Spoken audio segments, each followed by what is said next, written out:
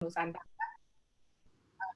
Dinda Tendrianke Muhtar, Chief Editor Suara Kebebasan, bersama rekan-rekan saya di sini, Haikal Kurniawan, Managing Editor SK, dan kontributor SK, Samuel Kristi dan Renaldi Adi Surya, mengucapkan selamat datang kepada teman-teman. Terima kasih banyak, terutama juga untuk Mas Nanang Sunandar yang sudah menyempatkan waktunya yang berharga untuk kembali nih. Udah lama banget nih, teman-teman SK juga kangen gitu dengan Mas Nanang, di tengah kesibukan akhirnya bisa bergabung lagi, dan kita akan membahas buku yang diterjemahkan oleh Suara Kebebasan, yaitu tentang kemiskinan dan kebebasan.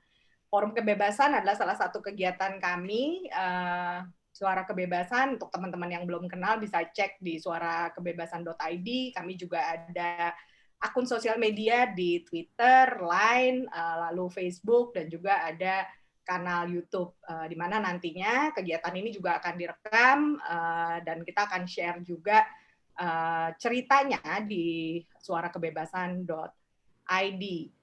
Lainnya teman-teman bisa lihat sendiri artikel-artikel opini dari kami dan juga teman-teman penulis eksternal, selain juga kontributor SK, dan selain forecast dan artikel yang ada di portal kami juga punya kelas libertarian, di mana Mas Nanang juga adalah salah satu fasilitator dan narasumbernya.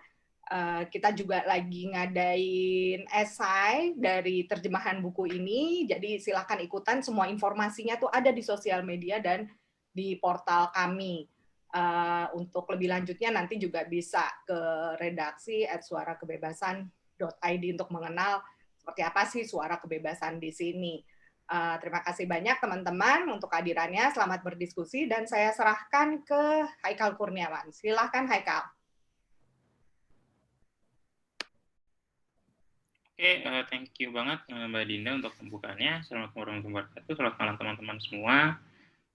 Terima kasih banyak sudah bersedia melakukan waktu diskusi Suara Kebebasan malam ini, dan khusus juga ke Mas Nanang. Thank you Mas sudah menyempatkan waktunya sebagai pembicara kita malam ini.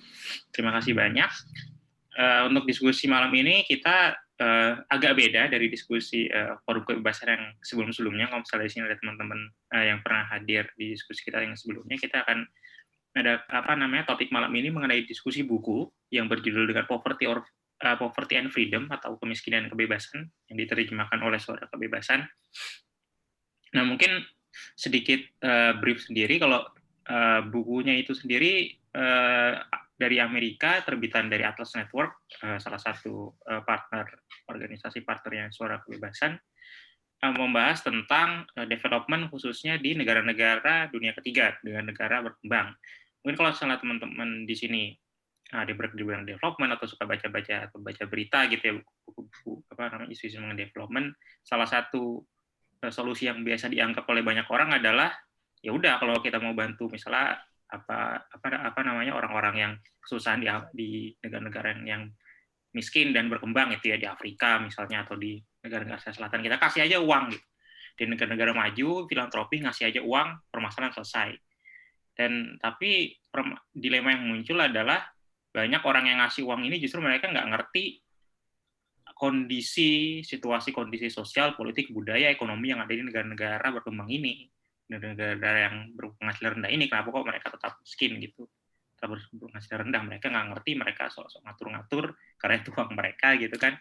Tapi di sisi lain, dilema yang lain ya, orang-orang ini yang tinggal di negara-negara yang berpenghasilan rendah ini, mereka juga butuh bantuan gitu. Nah, terus gimana kita menemukan dua hal ini gitu kan? Di satu sisi mereka butuh bantuan, tapi di sisi lain nggak sedikit juga para donor yang ya mereka semuanya sendiri gitu, karena masa uang mereka pokoknya kita kasih dana, tapi Anda harus A, B, C, D, yang mereka sendiri tinggal di negara maju nggak ngerti konteks sosial politik yang ada di negara-negara berkembang. Nah, itu intisan dari buku ini. Nah, mungkin di sini teman-teman, kalau misalnya Bapak Ibu, kakak-kakak, kalau misalnya ada yang tertarik baca bukunya, bisa kita ada file PDF-nya, bisa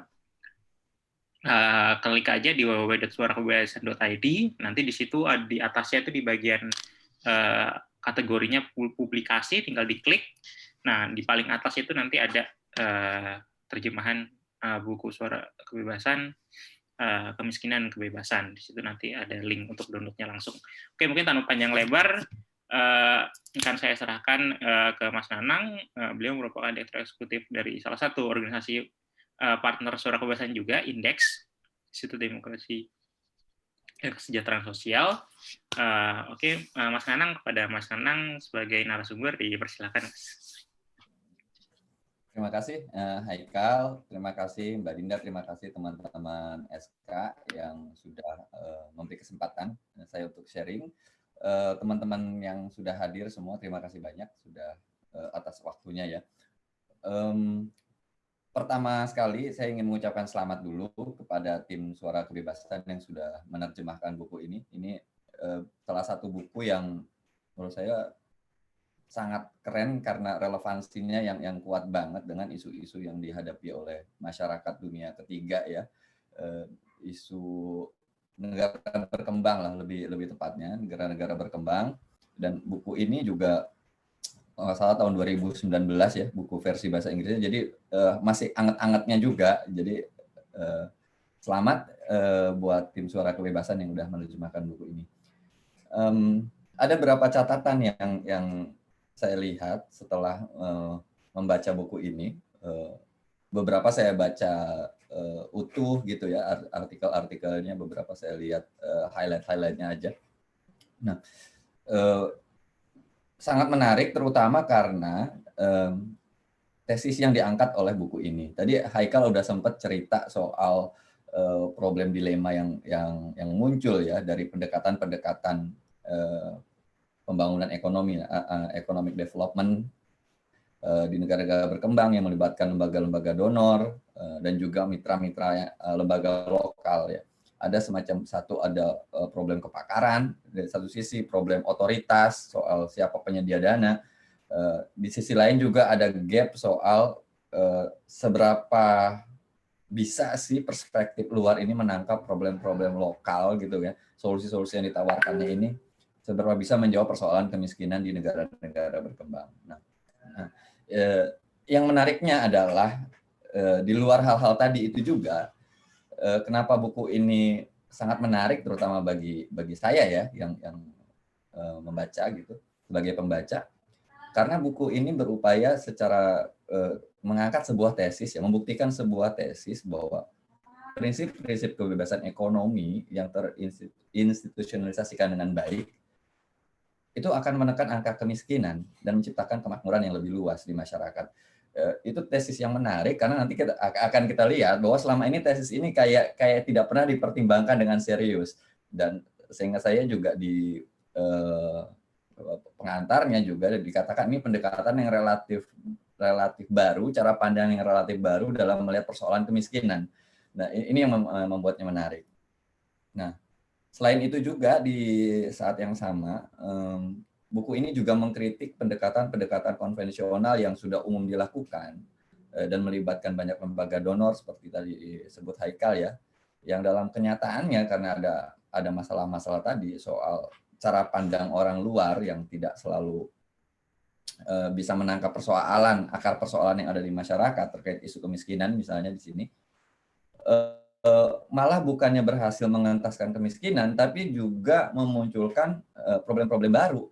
Salah satu yang disebut misalnya adalah masalah ketergantungan dari kelompok sasaran yang mendapatkan sebuah bantuan, ya, hibah. Juga ketergantungan dari mitra-mitra yang terlibat di dalam proyek-proyek pengentasan kemiskinan. Nah, di sisi lain juga ada problem masalah akuntabilitas ketika dia melibatkan misalnya hubungan kemitraan antar negara atau antara negara dengan lembaga multilateral seperti World Bank atau IMF dan banyak lembaga lain. Itu juga menimbulkan problem akuntabilitas. Nah, kenapa itu bisa terjadi? Nah, nanti kita bahas lebih detail lagi. Nah, hal lain juga yang membuat buku ini penting ya dan sekaligus menarik di dalam tesisnya adalah penekanannya pada gimana supaya menjawab dilema ini, dilema orang luar ini. Ada dilema bahwa memang bantuan itu diperlukan. Ada keterbatasan resource, ada sumber daya terkait modal, keterbatasan sumber daya manusia juga itu harus diakui. Nah, Tapi juga ada masalah perspektif yang tidak bisa menjangkau akar masalahnya ketika pendekatannya mengutamakan pendekatan orang luar. Nah, buku ini menawarkan semacam titik temu ya, kata Haikal tadi, titik temu bagaimana dilema ini bisa diatasi melalui sebuah kemitraan dengan lembaga-lembaga lokal yang juga berangkat dari persoalan-persoalan lokal. Lembaga-lembaga lokal inilah yang dalam beberapa artikel di buku ini diangkat kasus-kasusnya. Ini menarik sekali buat kita bahas lebih jauh ya. Nah, hal lain juga sebelum kita masuk lebih jauh adalah saya nggak tahu seberapa teman-teman yang hadir di sini cukup akrab dengan isu yang diangkat terkait kebebasan ekonomi gitu ya, hubungannya dalam ini kebebasan kemiskinan. Lalu tadi disebut Haikal tentang buku ini diterbitkan oleh lembaga di Amerika ya, Atlas Network yang juga adalah mitranya Suara Kebebasan. Dan saya kira saya perlu memberi sedikit penjelasan juga kenapa ini menjadi sangat menarik. Nah, saya bilang ini jadi sangat menarik karena kalau mungkin bagi teman-teman yang tahu ini nggak baru lagi ya informasi ini, tapi barangkali ada yang belum tahu. Atlas Network ini kan sebuah lembaga yang saya kira termasuk yang paling konsisten dan paling kuat mendorong penguatan kelembagaan ide-ide kebebasan, terutama kebebasan ekonomi. Nah, singkatnya, Atlas Network ini adalah organisasi yang secara terbuka mendukung ekonomi pasar bebas. Lebih singkat lagi bisa dikatakan secara terbuka mendukung kapitalisme. Nah, ini poin yang menarik menurut saya karena kalau kita lihat pendekatan yang konvensional tadi saya singgung di banyak negara berkembang adalah pendekatan yang cenderung melihat dari sudut pandang yang ke kiri-kirian, sosialistik ya.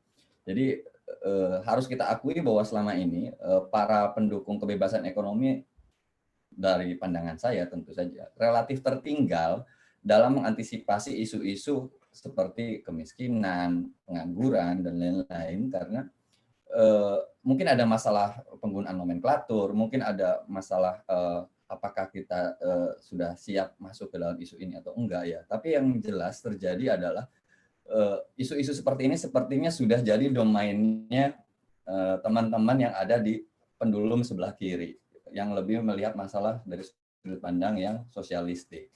Nah, pendekatan-pendekatan seperti ini akhirnya ditandai memang dengan adanya semacam prasangka yang kuat atas ekonomi pasar bebas terhadap kapitalisme, dan karena prasangka itu juga akhirnya cenderung mendukung peningkatan peran aktif negara dalam pemecahan masalah-masalah kemiskinan, nah, dan pembangunan ekonomi secara umum. Jadi posisinya adalah negara sebagai distributor keadilan ya. Istilah yang sering dipakai kan keadilan distributif ya. Kalau di Indonesia ini ya mungkin keadilan sosial ya, sila kelima itu. Nah, karena wacana pembangunan, wacana pengentasan kemiskinan itu sudah terlanjur jadi domainnya teman-teman dari pendulum sebelah kiri, akhirnya ya sudut pandangnya cenderung seperti itu.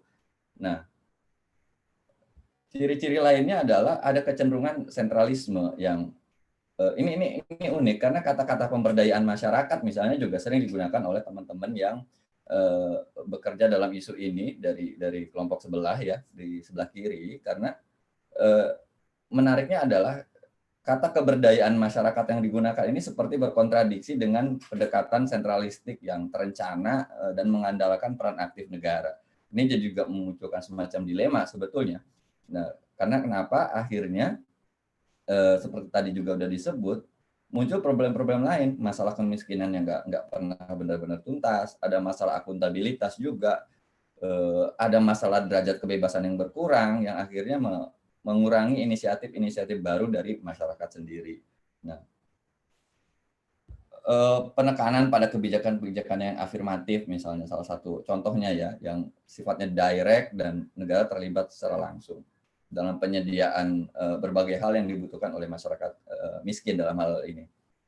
Nah, lalu juga masalah lembaga-lembaga internasional yang terlibat. Nah, tadi saya singgung pertama misalnya bahwa secara konstelasi perspektif sebetulnya ini domain ini sudah terlanjur jadi ranah sebelah kiri ya.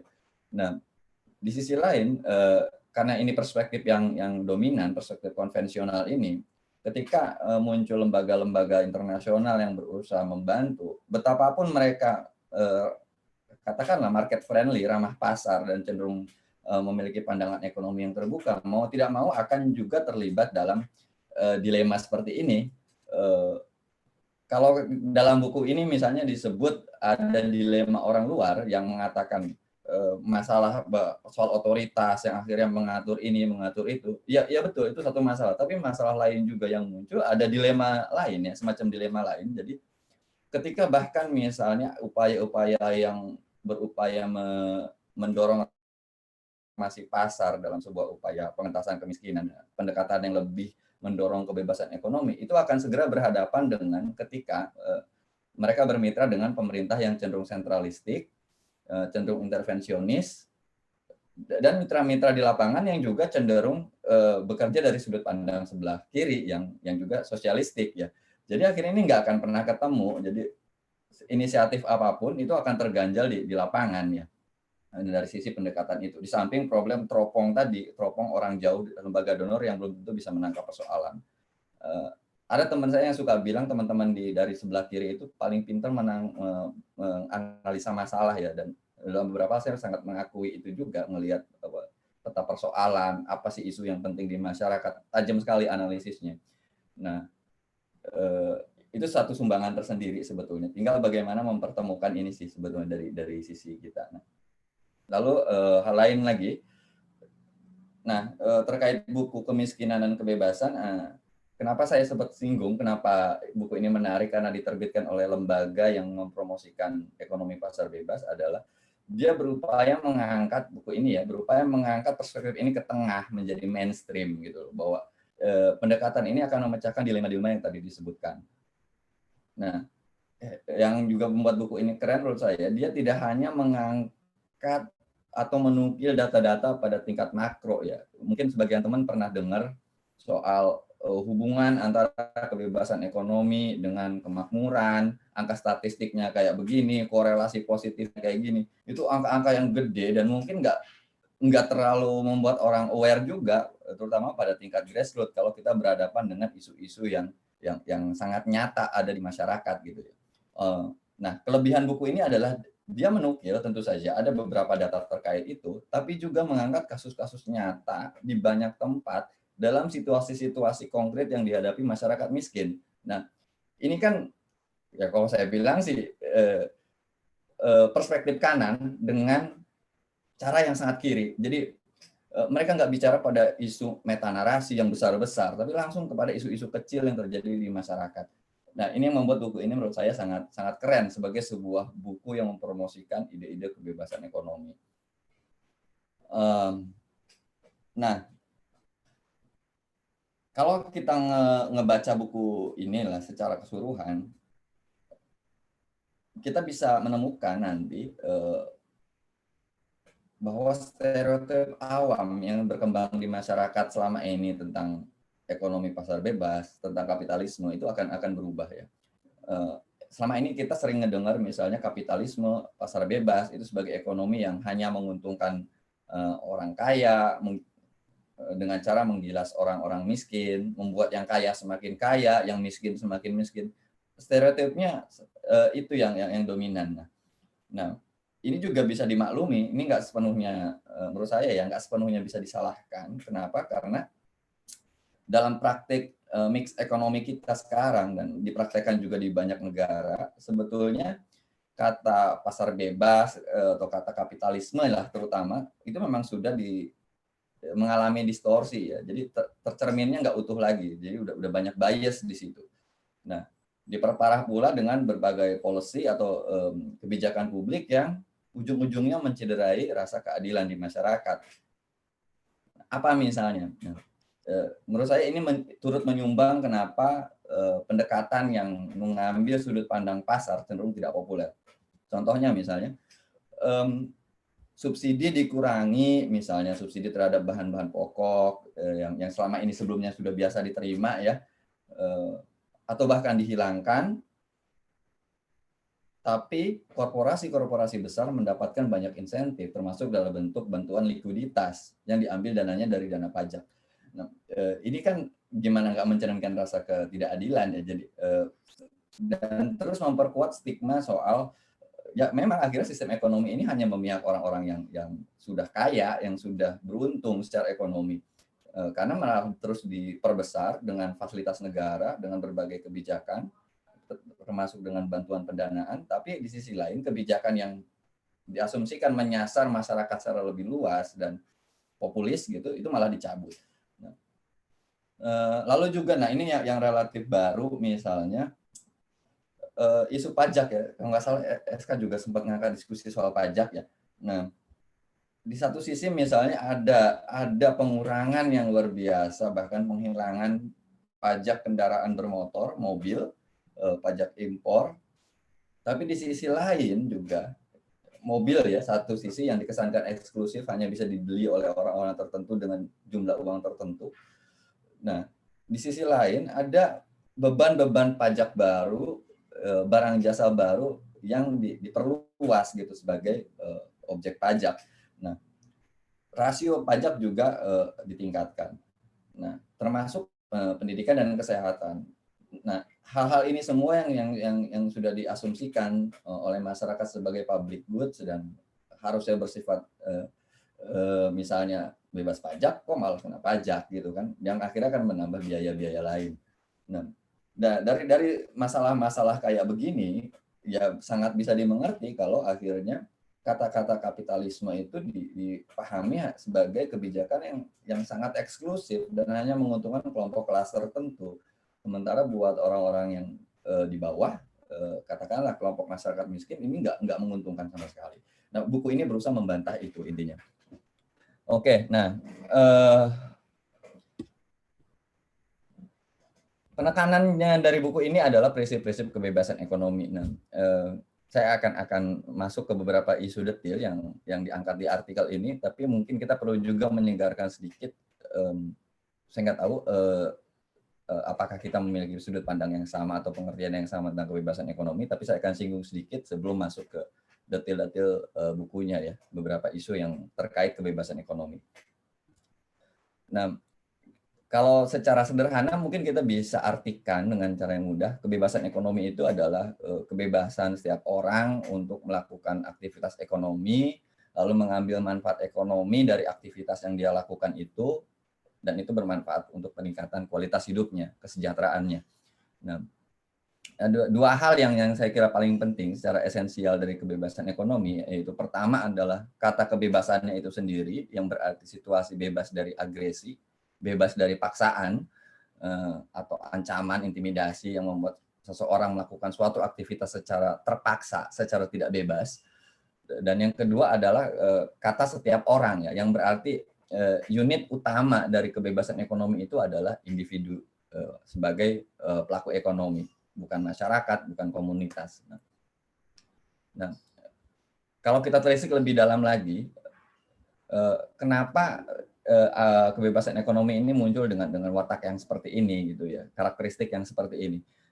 Karena asumsi dasarnya dari kebebasan ekonomi adalah individu sebagai pemilik dirinya sendiri, dikenal dengan prinsip self ownership, dan juga sebagai pemilik atas hal-hal yang dia hasilkan melalui proses kerja, properti atau melalui pertukaran atau melalui pemberian. Yang kedua melahirkan property ownership. Nah, dalam pengertian tertentu, kebebasan ekonomi bisa dilihat sebagai perpanjangan dari adanya kebebasan personal, ya, asumsi tentang kebebasan personal, tentang apa yang bisa dilakukan oleh individu, apa yang kebebasan dia sebagai pribadi. Ya. Nah,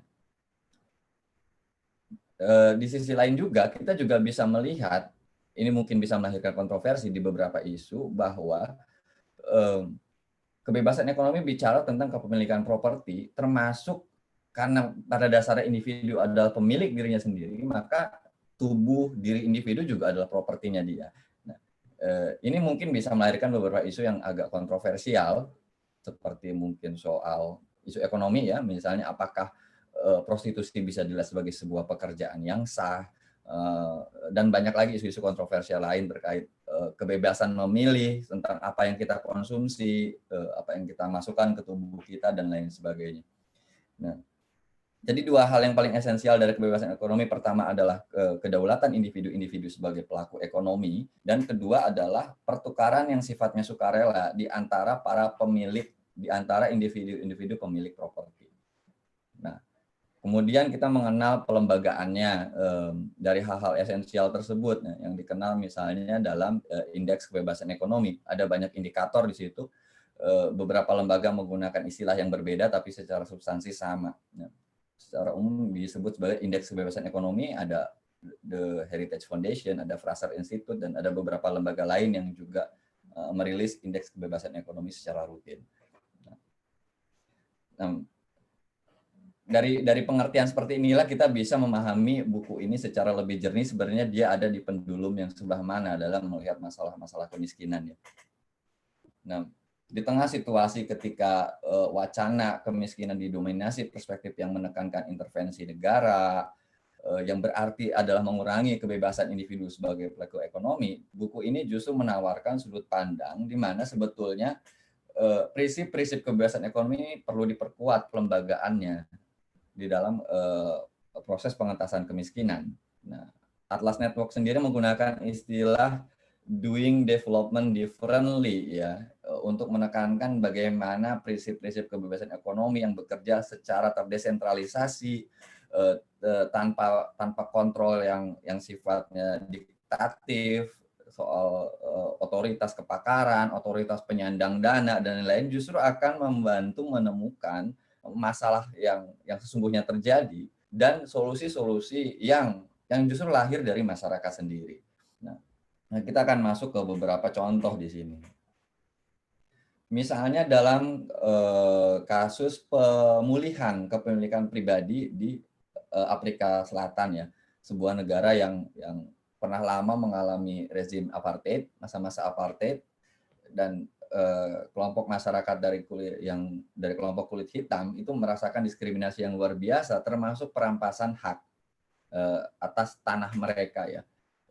Jadi, nah, perampasan tanah mereka ini bahkan setelah rezim apartheid sudah nggak ada, ini tetap susah. Jadi sampai ada istilah kayaknya orang kulit hitam itu akan cuma bermimpi untuk bisa punya aset, ya, untuk bisa punya tanah, ya. Tanah-tanah yang dulu punya mereka, ya mungkin ada masalah, nggak ada sertifikat apa mungkin kalau di Indonesia hal semacam itu. Nah, itu sudah terlanjur beralih fungsi, gitu, ya, dan sebagian besarnya berada dalam kendali negara.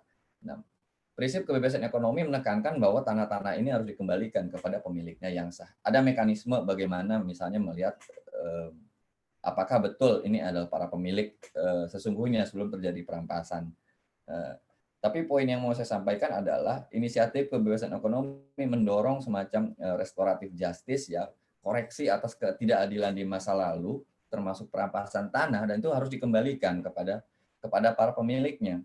Nah, ini kita udah ngelihat bagaimana satu prinsip yang sangat penting dan mendasari kebebasan ekonomi, itu kepemilikan properti diterapkan dalam upaya meningkatkan kualitas hidup kelompok masyarakat kulit hitam yang sebelumnya terdiskriminasi dan terampas hak-hak atas propertinya. Lalu juga pendekatan serupa yang juga diangkat di buku ini adalah pemulihan hak petani di Ukraina, ya, petani di Ukraina. Nah, ini kasusnya beda dengan di Afrika Selatan. Jadi kalau di Afrika Selatan ini masyarakat kulit hitam memang mengalami perampasan tanah, gitu, oleh rezim. Nah, sementara kalau di Ukraina ini mereka justru punya tanah. Petani-petani Ukraina ini pada punya tanah, dan mungkin ini akibat dari kebijakan distribusi tanah juga di era rezim sebelumnya, ya. Era sebelumnya di mana untuk memastikan bahwa setiap orang punya aset, setiap petani. Cuma yang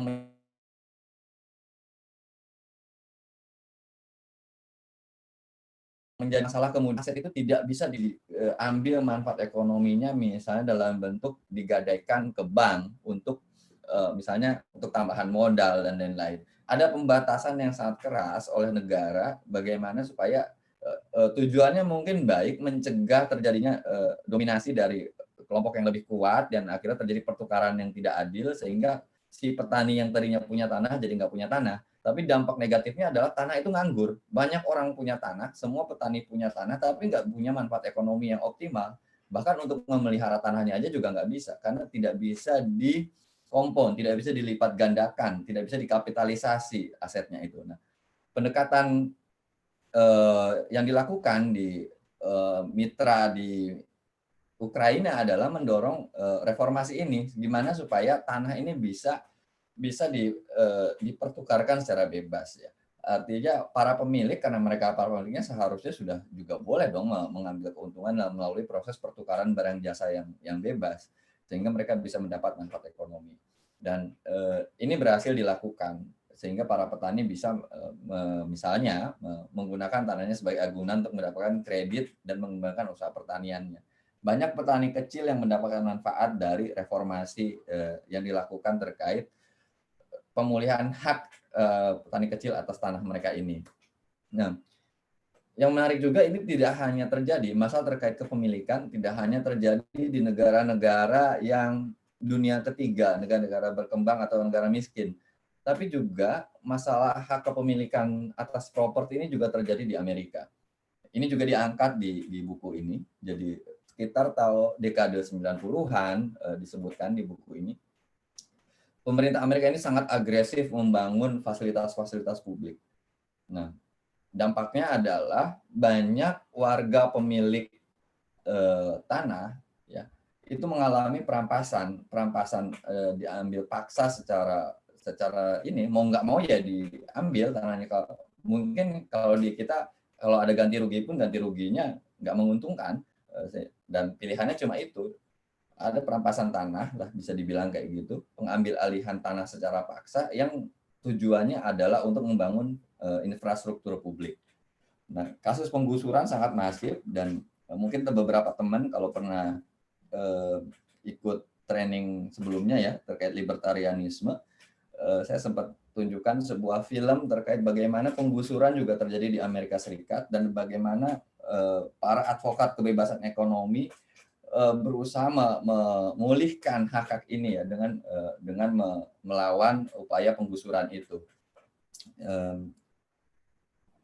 Ya, ini masif di dekade 90-an dan ini juga yang diupayakan oleh mitra di Amerika Serikat untuk melakukan pemulihan hak-hak ini. Bagaimana tanah-tanah yang dirampas ini bisa dikembalikan kepada para pemiliknya yang sah atau diberi kompensasi yang layak sesuai dengan nilainya ya. Nah,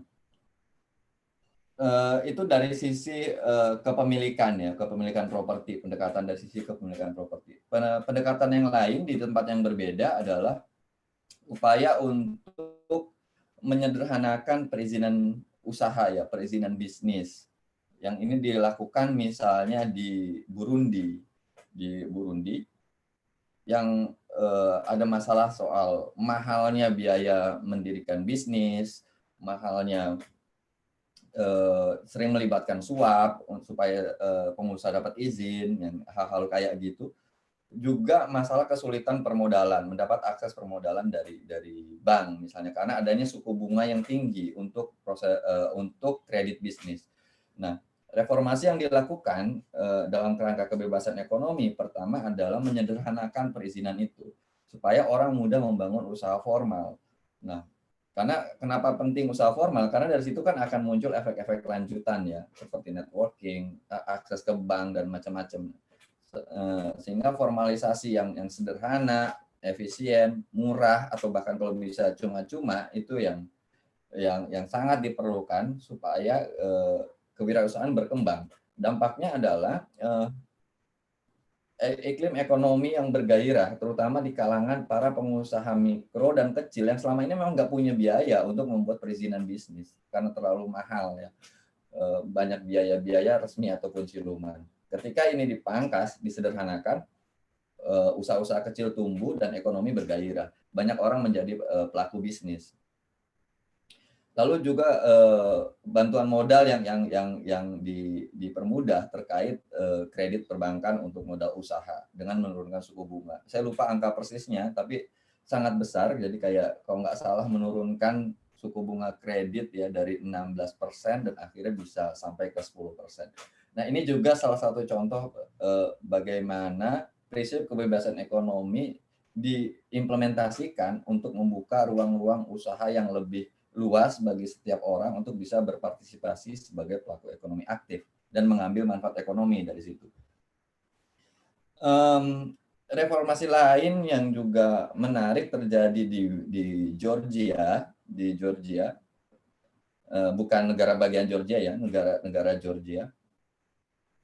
Yaitu reformasi, ya ada reformasi bisnis juga, lalu ada reformasi terkait pasar kerja yang lebih fleksibel dan sistem peradilan. Nah, ini Georgia ini unik. Masalah yang dihadapi Georgia ini dia punya tingkat pengangguran yang sangat tinggi dan ini memicu juga masalah-masalah sosial lain seperti kriminalitas, angka masuk penjara yang tinggi dan yang cukup ditekankan di situ misalnya orang yang sudah masuk penjara keluar masuk penjara lagi itu cukup tinggi. Jadi selain masalah kriminalitas dan angka masuk penjara yang tinggi, juga orang yang sudah bebas dan masuk penjara lagi pun itu tinggi, angka residivis masuk penjara ya.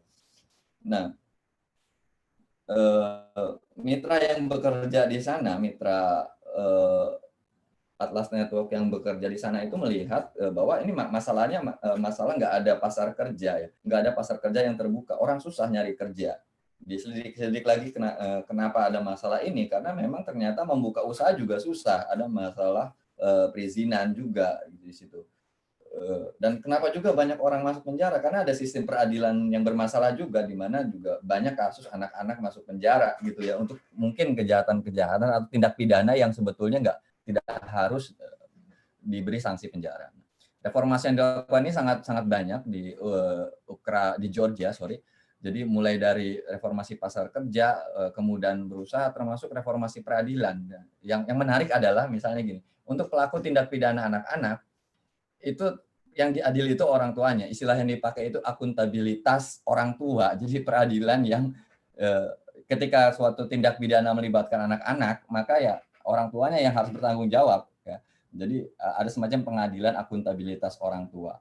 Dampaknya juga sangat signifikan. Jadi orang-orang yang kesulitan mencari kerja, termasuk mereka yang sebelumnya pernah masuk penjara dan sulit mendapatkan pekerjaan, itu menjadi lebih mudah mendapatkan pekerjaan. Masalah-masalah nggak adanya license kayak SIM ya, ID, KTP, yang kayak gitu, itu bisa diselesaikan dan lebih banyak lapangan kerja yang terbuka dan angka kriminalitas berkurang, angka homeless berkurang dan lain sebagainya. Nah, itu dari sisi bisnis ya, dari sisi bisnis, pasar kerja, dan lain-lain.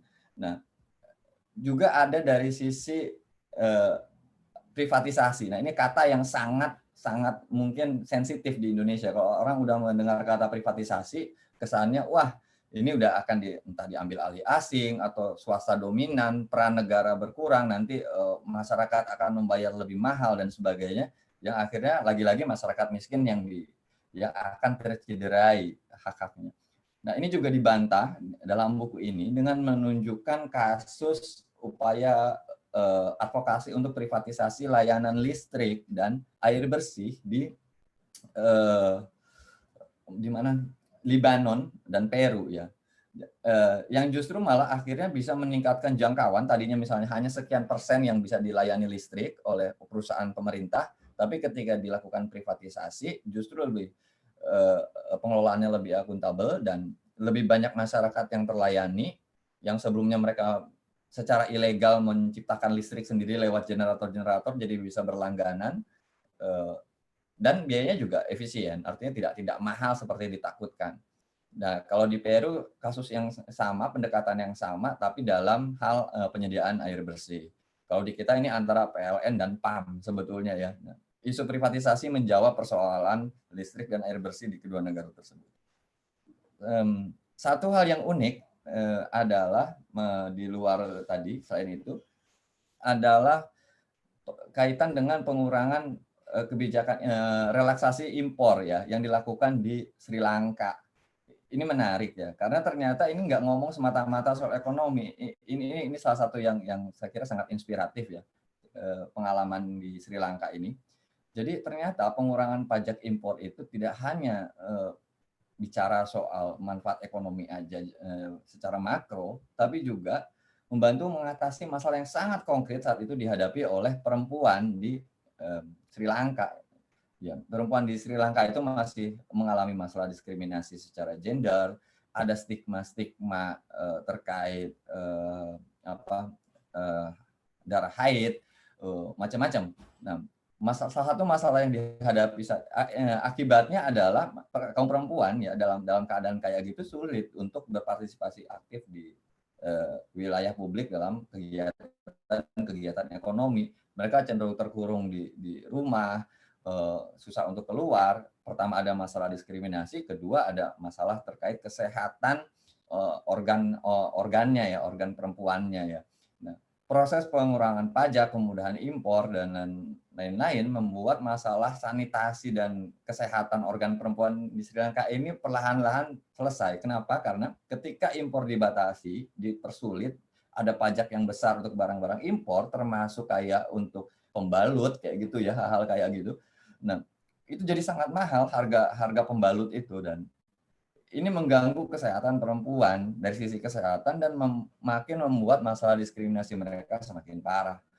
Kita nggak bisa membayangkan ada perempuan menjadi Gojek kayak di Indonesia ya, menjadi ojol gitu, susah. Atau bekerja di bidang-bidang lain lah. Itu juga sangat susah di Sri Lanka membayangkan seperti itu. Tapi dengan adanya pengurangan tarif, biaya untuk perawatan kesehatan organnya itu juga lebih terjangkau, mereka bisa menciptakan situasi yang lebih higienis untuk dirinya dan perlahan-lahan mengurangi tekanan diskriminasi karena ada image darah haid itu kotor, apalah ya, semacam cerita-cerita agak nonsens gitu ya, namun masih dipercaya oleh masyarakat, dan itu akhirnya bisa hilang karena adanya hal yang kelihatan sepele soal pengurangan pajak pembalut. Ini inspiring banget ceritanya. Ada banyak cerita lah intinya yang kalau kita baca satu persatu itu melahirkan inspirasi yang penting tentang bagaimana pendekatan lokal, mitra-mitra lokal bisa mengidentifikasi masalah dan menemukan pemecahan yang terbaik dan paling relevan dengan masalah ekonomi yang dihadapi terutama oleh kelompok miskin di dalam suatu negara. Nah, apa relevansinya misalnya? Ini penutup ya. Relevansinya bagi buku ini bagi Indonesia.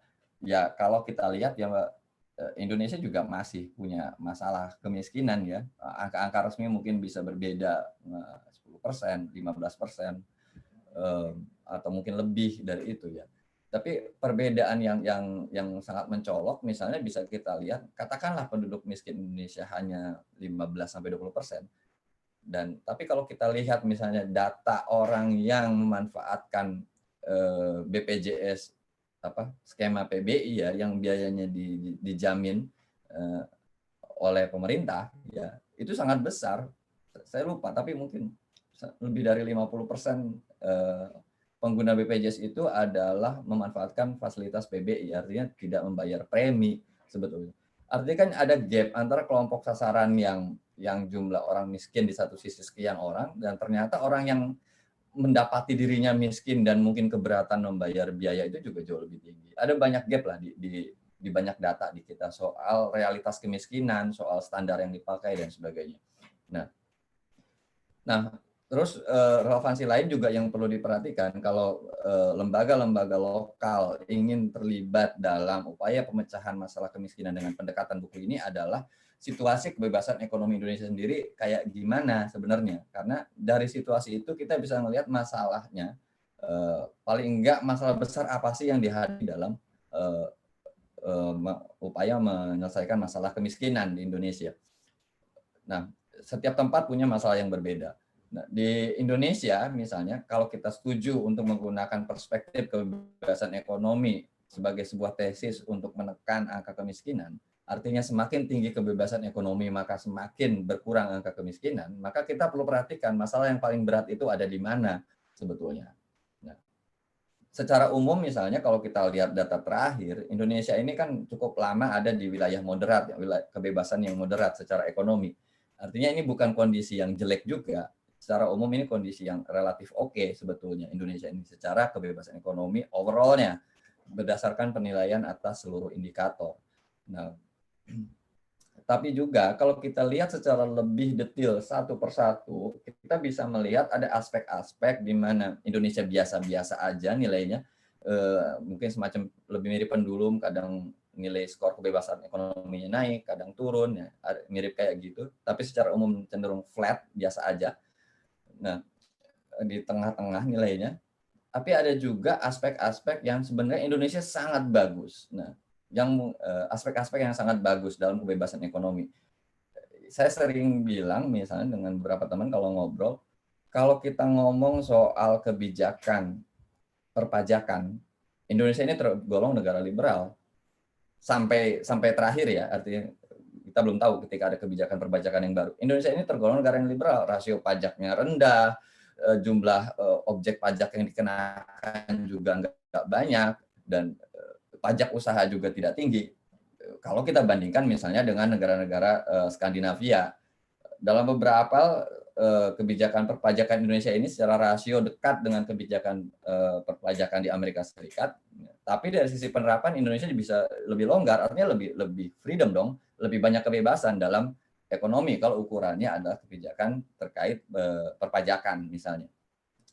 Nah, terus dari aspek lain yang juga Indonesia cukup bagus dan tergolong negara yang free ya dari sisi aspek kebebasan ekonomi adalah aspek government spending. Indonesia ini nggak termasuk gede, government spending ini rendah.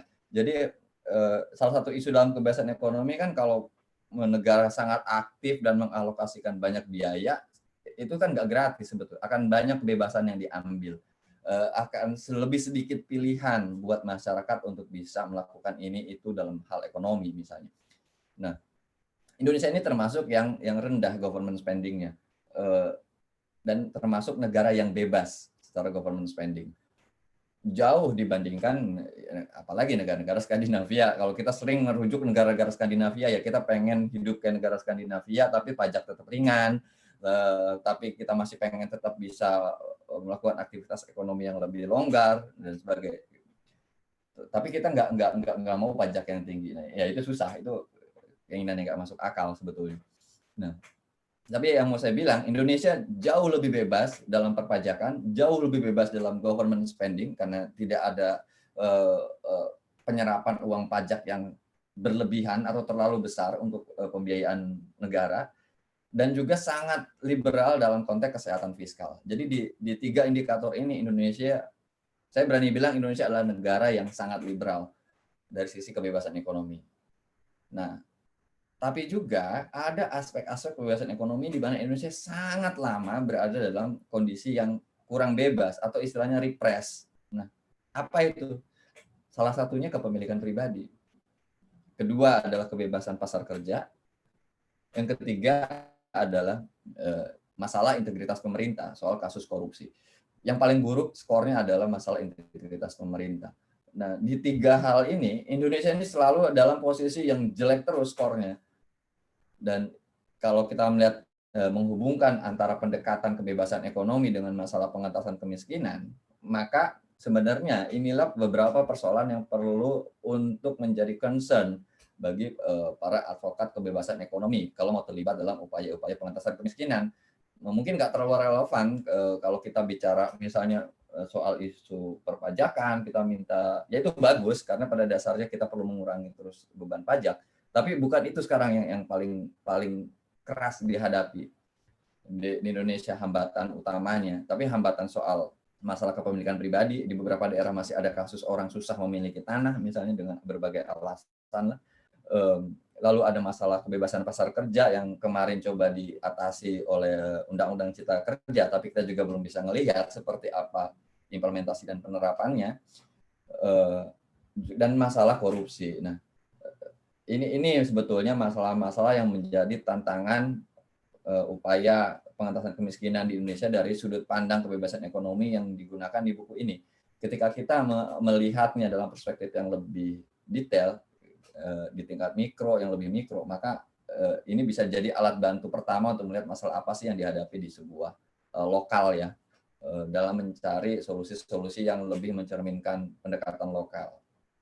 Nah, mungkin juga kita perlu meng-highlight situasi dampak pandemi yang bisa jadi akan mengakibatkan skor kebebasan ekonomi Indonesia akan lebih jelek dibandingkan laporan terakhir di dalam laporan-laporan berikutnya ya.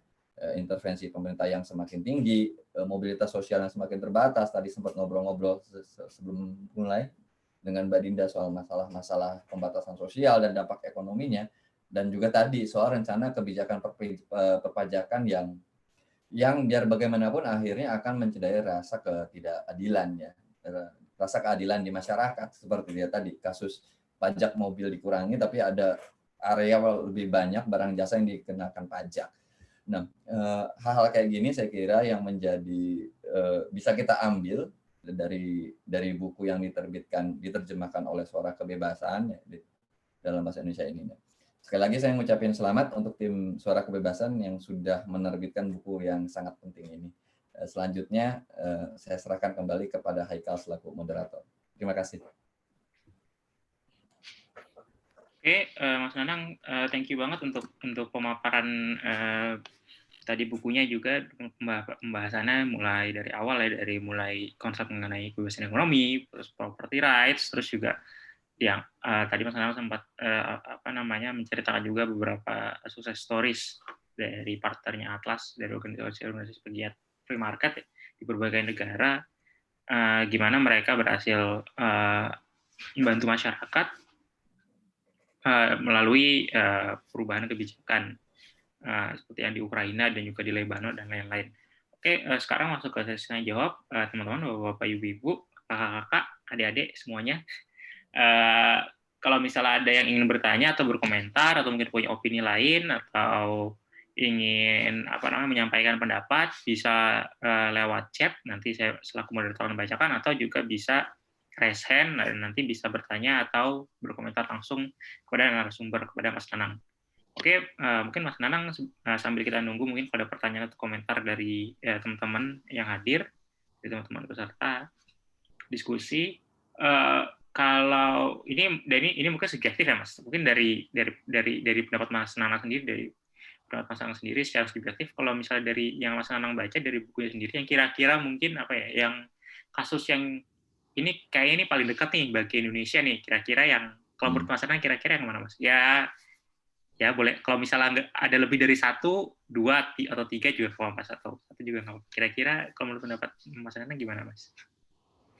Ya, ini menarik sih, menarik banget ya. Dan emang sih pas saya baca itu ya, saya langsung nyasar artikel-artikel kan pas baca kan, apa aja sih yang dibahas di artikel-artikel kasus ini kan. Nah, beberapa kasus itu langsung jadi perhatian ya, kayak isu soal kepemilikan ya, kepemilikan properti. Nah, ini kan ganjelannya gede banget ya di Indonesia. Sering dia bias dengan isu, nanti kalau kepemilikan properti dilonggarkan gitu kan, artinya orang semakin mudah memiliki properti, tanah kita dikuasai asing. Hal-hal yang kayak gitu. Asing ini bisa artinya dua ya. Asing karena dia berbeda kewarganegaraan dengan warga negara Indonesia. Bisa juga dalam arti bukan warga setempat. Misalnya ini di suatu daerah gitu ya, lalu ada orang dari daerah lain pengen punya properti di situ kan kayak gitu. Nanti lama-lama ini tanah ini dimiliki orang-orang bukan dari kota kita, bukan dari provinsi kita, tapi dari mana lah kayak gitu. Nah, isunya kan sering diseret ke sana ke sini. Nah, padahal ini satu sisi ya, satu sisi dari masalah kepemilikan properti. Padahal kayak kita ngelihat kasus tadi soal di Ukraina, gimana tanah-tanah itu menjadi tidak produktif ya, tidak bisa dikapitalisasi, itu juga merugikan para pemilik. Jangankan buat dapat untung dari tanah itu, buat meliharanya aja perlu biaya, nggak ada uangnya gitu kan. Kan tanah itu perlu dipelihara, perlu dikembangkan biar bisa produktif. Itu satu ya, kita punya masalah property right di situ terkait tanah. Yang kedua juga isu yang saya kira relevan terkait soal pengalihan untuk penggunaan fasilitas publik. Nah, itu juga di negara yang lagi giat-giatnya membangun, ini perlu terus dilihat sebenarnya.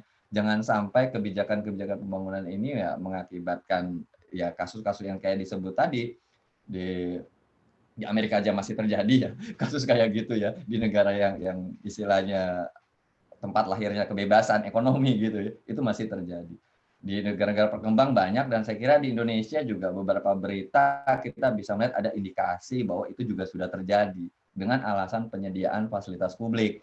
Nah, itu masalah yang pertama banget saya lihat ini penting dapat di situ ya.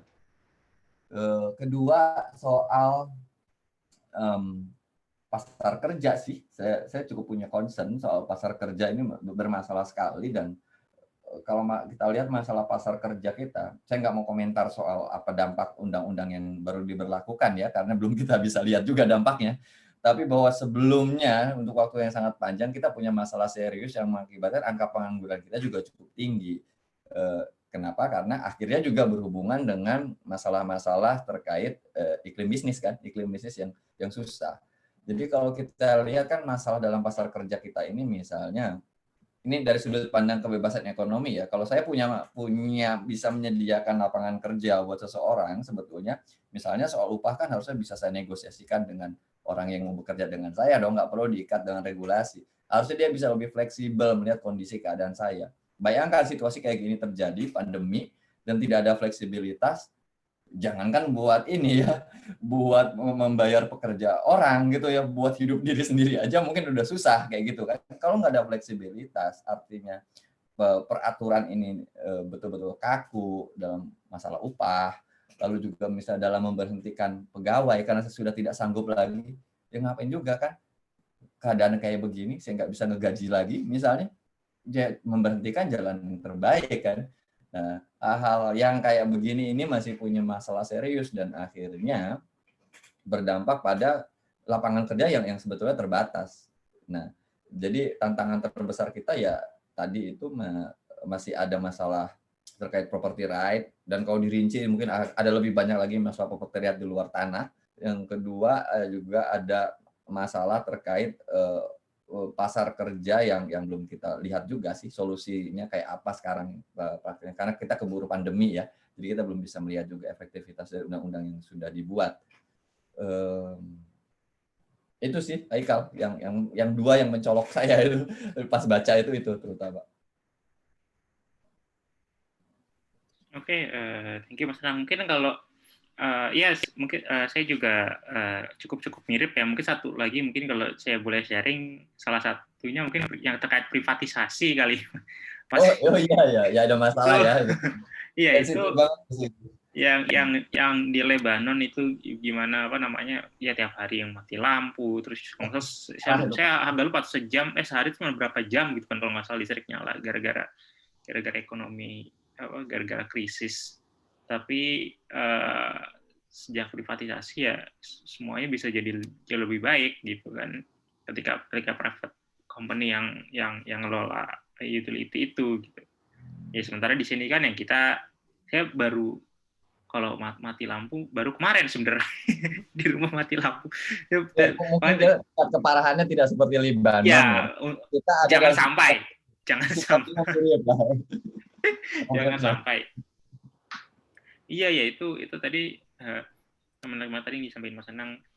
Cuman mungkin ini kali ya ada beberapa kisah yang sukses juga sebenarnya di sini di Indonesia yang mungkin yang agak kurang yang saya agak kurang ketika baca buku itu, yang karena nggak sempat ditampilin kan di buku itu kan, karena dia nggak ada Indonesia kan, padahal sempat masuk nggak Indonesia nih. Iya, makanya saya waktu baca juga, waduh ini sayang banget ini sebenarnya. Makanya sebenarnya kekurangannya kalau mau disebut dalam tanda kutip kekurangan itu bukunya kalau buat saya itu satu itu doang gitu. Cerita Indonesianya nggak ada. Tapi tapi overall ya memang bagus banget dan keren banget. Dan itu tadi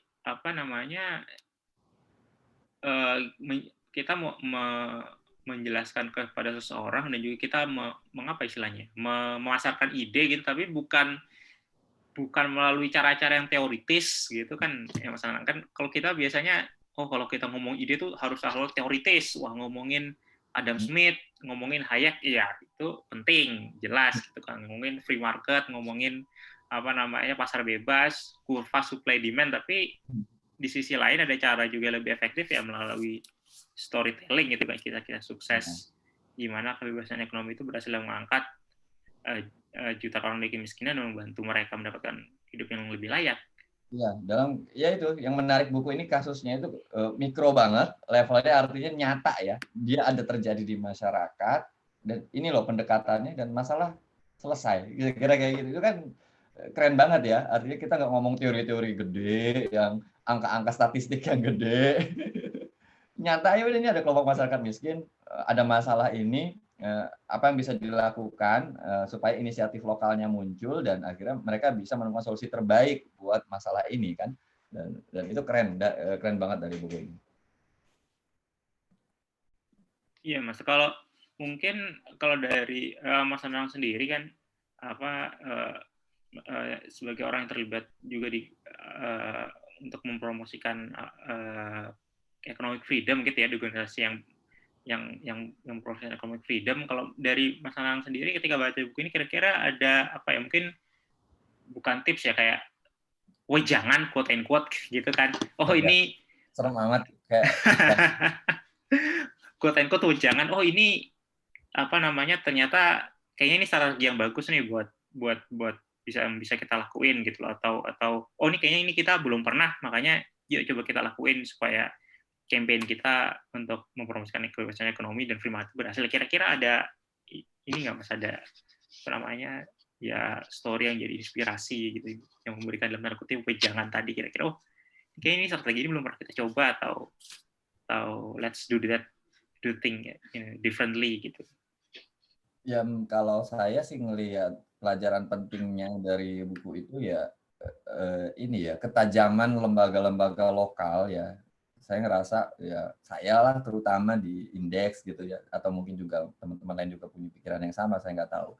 Saya rasa kita perlu mencontoh cara-cara yang dilakukan di beberapa tempat ya. Ada beberapa yang belum saya sebut contohnya dan juga menarik, misalnya dalam isu gerakan aliansi ini ya, soal taxpayer ya, aliansi taxpayer kan itu juga menarik sebetulnya. Artinya saya sering menggunakan ini pikiran liberal tapi bergerak dengan cara-cara kiri.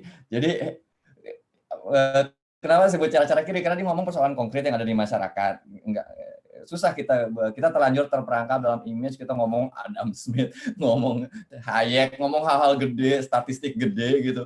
Susah kan kita ngomong isu kecil-kecil kayak gitu. Ada pajak ini bermasalah, ada soal misalnya kalau chips ya, misalnya soal masalah malnutrisi karena pangan itu kan, restriksi dalam kebijakan impor pangan dan lain-lain. Nah, itu contoh yang bagus sih. Jadi pelajaran pentingnya adalah mungkin dari buku itu kita mungkin perlu melihat lebih dalam ini ya, lensa yang lebih kecil gitu ya, scope yang lebih kecil di area-area di mana apa sih sebenarnya yang jadi kebutuhan audiens kita. Itu pertama ya. Dan itu yang harus bisa dijawab dengan melibatkan sebanyak mungkin partisipasi dari ini kelompok sasaran dari intervensi itu juga. Nah, dan bagaimana intervensi itu tidak kalau di buku itu tidak punya semacam otoritas kebenaran ya yang didiktekan dari atas. Itu kan tantangan tersendiri loh buat orang-orang, apalagi buat kita yang biasa berteori-teori besar, biasa ngomong soal tiba-tiba ada isu yang sangat spesifik kecil. Nah, ini pasti nggak mudah dan saya ngeliat sih Chip cukup bagus ya, sangat bagus malah melakukan peran-peran itu. Misalnya kalau di contoh mitra Atlas yang lain dalam konteks mempengaruhi policy yang ini, itu bagus dan membidik isu yang juga spesifik, jadi dapat dari sisi itunya dapat. Nah, kita kayaknya perlu lebih banyak menggali inisiatif yang kayak gitu supaya ya nyata gitu loh, jadinya kita bisa berkontribusi juga langsung dan pastinya sebagai sebuah strategi campaign ya, itu bagus banget ketimbang hanya terbatas pada lingkungan yang saya nggak tahu ini pas atau nggak mengatakannya, lebih elitis lah, lebih elitis, para pembaca buku, nah hal-hal kayak gitu. Oke, thank you Mas Menangkin. Oke, ini udah ada yang ingin bertanya dari Mas Usep. Halo Mas. Halo. Oh iya, siap. jelas suaranya Mas. Dipersilakan Mas Usep kalau ada pertanyaan atau komentar ke Mas Nanang. Makasih Haikal. Makasih Mas Nanang. Aku sambil dengar Mas Nanang ngejelasin sambil baca bukunya juga dan ngebantu banget gitu untuk mempercepat pemahaman. Seiring penjelasannya Mas Nanang, aku tuh ingat dua hal. Pertama tuh ingat dana otsus Papua sama Aceh. Terus yang kedua menampar diri sendiri sih yang kerja di NGO gitu yang dependen banget sama donor internasional dan mengarahkan banget gitu upaya-upaya perbaikannya itu ya memang dari orang luar gitu yang di sini ditekenin banget yang merasa lebih tahu gitu. Dari dua kesadaran itu menurut Mas Nanang baiknya gimana gitu? Kan keadaannya kan kebijakan kayak di Papua atau di Aceh itu kan dananya tuh banyak banget gitu. Udah dari APBN-nya banyak gitu. Terus juga dari internasionalnya itu banyak gitu. Nah, apa iya isu-isu yang tadi ditekan itu tuh memang universal gitu untuk untuk dibutuhin juga di daerah-daerah kayak Papua atau Aceh gitu. Terus yang kedua, saran buat NGO yang bergantung banget sama donor yang sebenarnya udah banyak pengetahuannya. Ada NGO yang udah bubar gara-gara karena tergantung banget sama donor, tapi nggak belajar juga nih NGO yang ada sekarang gitu. Gimana ya Mas? Terima kasih. Oke, makasih Kang. Ini pertanyaannya juga menohok banget sih sebenarnya. Pertama ya menohok ya karena ini langsung menguji apakah tesis buku ini universal kan, itu ya. Itu ya pertama ya, ada kasus otsus ya, ada di Aceh, Papua, nah, dana-dana besar gitu dari pemerintah dan juga dari luar. Yang kedua itu menohok karena saya nggak tahu apakah saya orang yang tepat buat ngasih pendapat juga soal bagaimana soal ketergantungan donor ya. Tapi nanti kita cobalah ya kayak gimana. Nah untuk yang pertama kalau saya sih ngelihat gini. Berangkat dari konteks lokal itu penting ya, itu penting ya, ditekankan pertama kali. Semakin terdesentralisasi semakin bagus. Saya termasuk yang sangat percaya itu juga bahwa prinsip desentralisasi ini memang harus terus diperkuat dalam menemukan masalah ya juga dalam mencari solusi dari masalah itu. Nah ini yang saya bilang dilema tadi yang saya bilang soal dana yang besar untuk dua provinsi ini, akhirnya mana manfaatnya kan itu buat masyarakat. Ini perlu diuji lagi kan masalah manfaat ini. Nah, dilemanya itu muncul kalau dalam buku tadi kan dilema orang luar ya disebutnya. Itu dilema orang luar itu ketika si penulis bukunya misalnya si editornya, seingat saya di bagian editor menulis soal itu dari sudut pandang dia sebagai lembaga donor. Itu menghadapi dilema itu. Dia dan teman-teman lembaga donor pasti menghadapi dilema itu. Terlebih donor yang ini adalah donor yang punya visi liberal, ya kan, yang memang dari awal nggak suka intervensionis, tapi gimana mereka butuhkan itu tantangannya. Nah, itu dilema dari sisi donor. Nah, yang saya lihat lagi di luar buku itu juga adalah dilema dari sisi bahkan ketika sebuah lembaga pengen menyerahkan, lembaga donor ya, aspirasi yang lebih ini kepada inisiatif-inisiatif lokal, ruang yang lebih besar, mereka juga akan dihadapkan apakah pendekatannya yang ditawarkan ini kompatibel, pendekatan kearifan lokalnya buat menyelesaikan masalah. Ini kan juga satu dilema ya sebetulnya. Nah, kalau saya misalnya kasus soal inilah, kita punya masalah integritas pemerintah yang serius dari sudut pandang kebebasan ekonomi ya, skor kita buruk banget, bisa dicek deh, itu yang paling buruk dan itu terjadi bertahun-tahun, dan saya kira itu terkait dengan masalah korupsi. Bisa dibayangkan dana yang besar dari luar atau bahkan dari dana pajak warga negara kita sendiri dialokasikan dalam situasi di mana integritas pemerintahnya lemah dalam mengelola dana-dana ini. Nah ini kan juga dilema kan, dilema juga sebetulnya.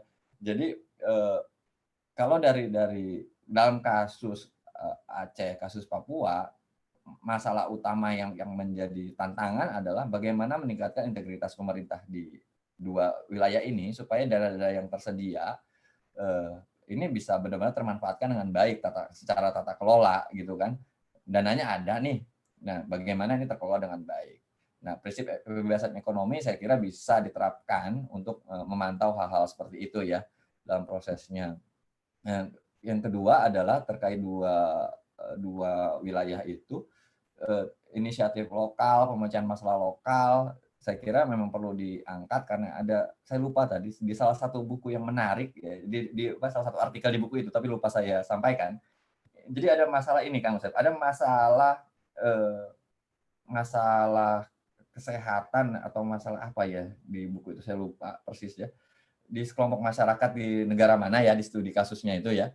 Nah, lalu orang berusaha memecahkan masalah itu kan, dari pendekatan donor, termasuk dari NGO mitranya, tapi semuanya cenderung top down, semuanya cenderung merasa sebagai pakar yang bisa memecahkan masalah. Sampai pada akhirnya ada temuan yang menarik, ternyata kok ini di antara orang miskin ini nasibnya nggak sama ya, kira-kira gitu. Ini miskinnya sama nih, sama-sama nggak punya duit, sama-sama misalnya keadaan rumahnya begini ya, kayak gitu-gitulah, ukurannya sama. Tapi kok dia bisa hidup lebih sehat ya, yang ini enggak. Kok yang ini kelihatannya dia bisa lebih produktif ya, lebih bisa menata ke arah yang lebih baik ke masa depannya. Yang ini kok enggak, kelompok yang sebelah sini. Nah, studi-studi kayak gitu dilakukan, itu kan mikro banget ya. Kita bisa nggak masuk ke wilayah sedetil itu dalam mencari inisiatif. Dan itu adalah kearifan lokal sebetulnya. Temuannya adalah ternyata keluarga yang lebih bagus ini, sekelompok yang lebih bagus ini punya pola makan yang khas gitu kan. Oh, ternyata mereka mengkonsumsi makanan jenis ini, kayak gitu. Sampai ke hal kayak gitu. Ternyata cara mereka berinteraksi seperti ini, secara nilai-nilai, secara gizi, apa yang mereka makan, itu diamati betul-betul perbedaan dua kelompok ini yang sama-sama miskinnya. Nah, dari situ kemudian pendekatan yang bisa dilakukan oleh lembaga lokal kayak kita, termasuk kalau kita bisa meyakinkan donornya yang untuk membantu masalah ini adalah, kalau di buku itu ya, dalam kasus itu adalah mendorong, mempromosikan kebiasaan positif yang sudah dilakukan ini supaya menular ke masyarakat yang lebih luas. Jadi bukan kita yang ngasih tahu caranya kalian harus begini, tapi cari apa lesson learn yang bagus dari masyarakat lokal, ini kita bantu promosikan.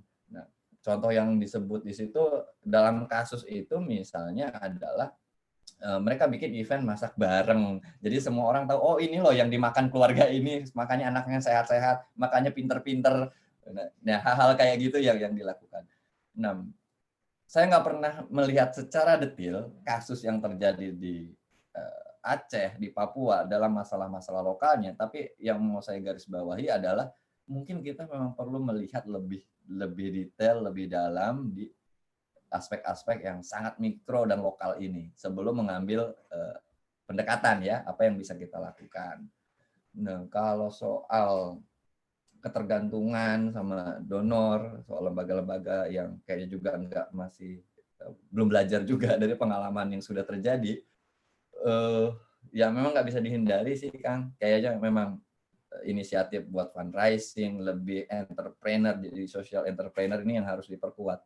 Karena kalau kita aja nggak pengen target grup kita punya ketergantungan ya terhadap kita, ya kita juga nggak boleh ketergantungan sebetulnya terhadap dana yang datang dari luar dan menghidupi organisasi kita. Jadi ini tantangan ganda buat masyarakat target grup kita, audiens kita, konstituen kita, dan buat lembaga kita sendiri. Ya, ini tantangan semua lembaga, saya masih menghadapi masalah ini juga. Dan jadinya makanya saya bilang mungkin nggak pas juga kalau saya ngasih semacam advice dalam hal ini. Gitu kan? Nggak tahu menjawab atau enggak. Thank you banget Mas Anang jawabannya. Thank you banget Mas Usep untuk pertanyaan dan Mas Nanang untuk jawabannya. Ini ada yang raise hand Mas Juan, tapi sebelum ke Mas Juan tadi lewat chat sudah ada duluan Mas Risno. Halo, Mas Risno. Bisa di-unmute? Ya, selamat malam Mas Haikal. Ya. Oh iya, Ya, sudah jelas kedengeran kok. Ya, dipersilakan kalau ada pertanyaan atau komentar ke Mas Nanang. Siap. Ya, selamat malam untuk teman-teman kebebasan. Baru malam ini, malam yang pertama saya bergabung forum selama berpartisipasi di Suara Kebebasan. Terima kasih, Bang. Bang Nanang, saya mau bertanya, karena kebetulan saya lagi ada riset dan pengamatan di perbatasan antara RI sama Timor Leste, tepatnya di Tuapukan. Ini salah satu camp pengungsi bagi tim-tim pada saat itu yang sekarang lebih memilih Indonesia untuk sebagai tempat misilinya. Karena banyak persoalan di sini, Bang. Salah satunya tadi program yang mereka dapatkan itu selama 22 tahun itu sama sekali negara tidak para pengungsi. Nah, karena kebetulan temanya bagus ya, bukunya kemiskinan dan kebebasan. Salah satu yang paling monohok mereka bertanya soal kemiskinan ini seperti ini, Bang. Karena di sini kan mayoritas Katolik kalau di Timor Leste. Mereka bertanya seperti ini. Apakah salah satu penyebab masyarakat miskin dalam negara yang dalam masyarakat yang kebanyakan warganya beragama itu paling banyak menyumbangkan pemikiran-pemikiran yang justru menimbulkan kemiskinan. Pertanyaan saya lebih simpelkan lagi. Apakah ada peran agama yang justru menyebabkan masyarakatnya miskin atau berpikir dengan pola atau doktrin yang membuat orang itu tidak sejahtera seperti itu, dengan memberikan kepasrahan, tidak berusaha dan lain sebagainya. Itu pertanyaan pertama. Terus yang kedua, Bang Nanang, apakah mungkin tanpa kehadiran pemerintah masyarakat bisa sejahtera? Mungkin itu saja. Sekian dan terima kasih.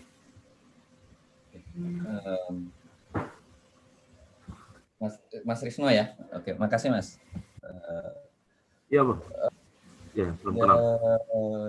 Tadi yang pertama kasus pasca Timor Leste ya. Jadi warga dari sebelumnya di Timor Timur yang pindah. Saya perjelas dulu ya, ke NTT dan punya masalah kemiskinan kayak gitu ya. Itu betul nggak? Ya. Terus terkait pertanyaannya apakah benar. Apakah masalah kemiskinan ini terkait dengan paham atau ajaran doktrin agama yang dianut oleh orang-orang miskin, misalnya kayak gitu? Ya, itu ya. Oke. Ya, ada korelasinya tidak, Pak? Misalnya seperti itu. Oke. Mungkin ada ya, mungkin ada.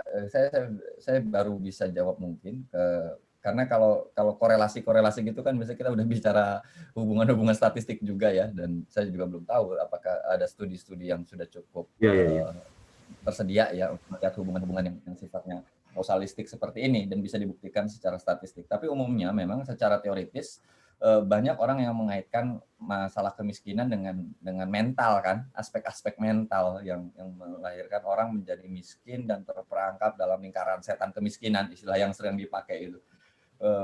Mental yang akhirnya membuat orang cenderung tidak produktif ya, kayak gitu.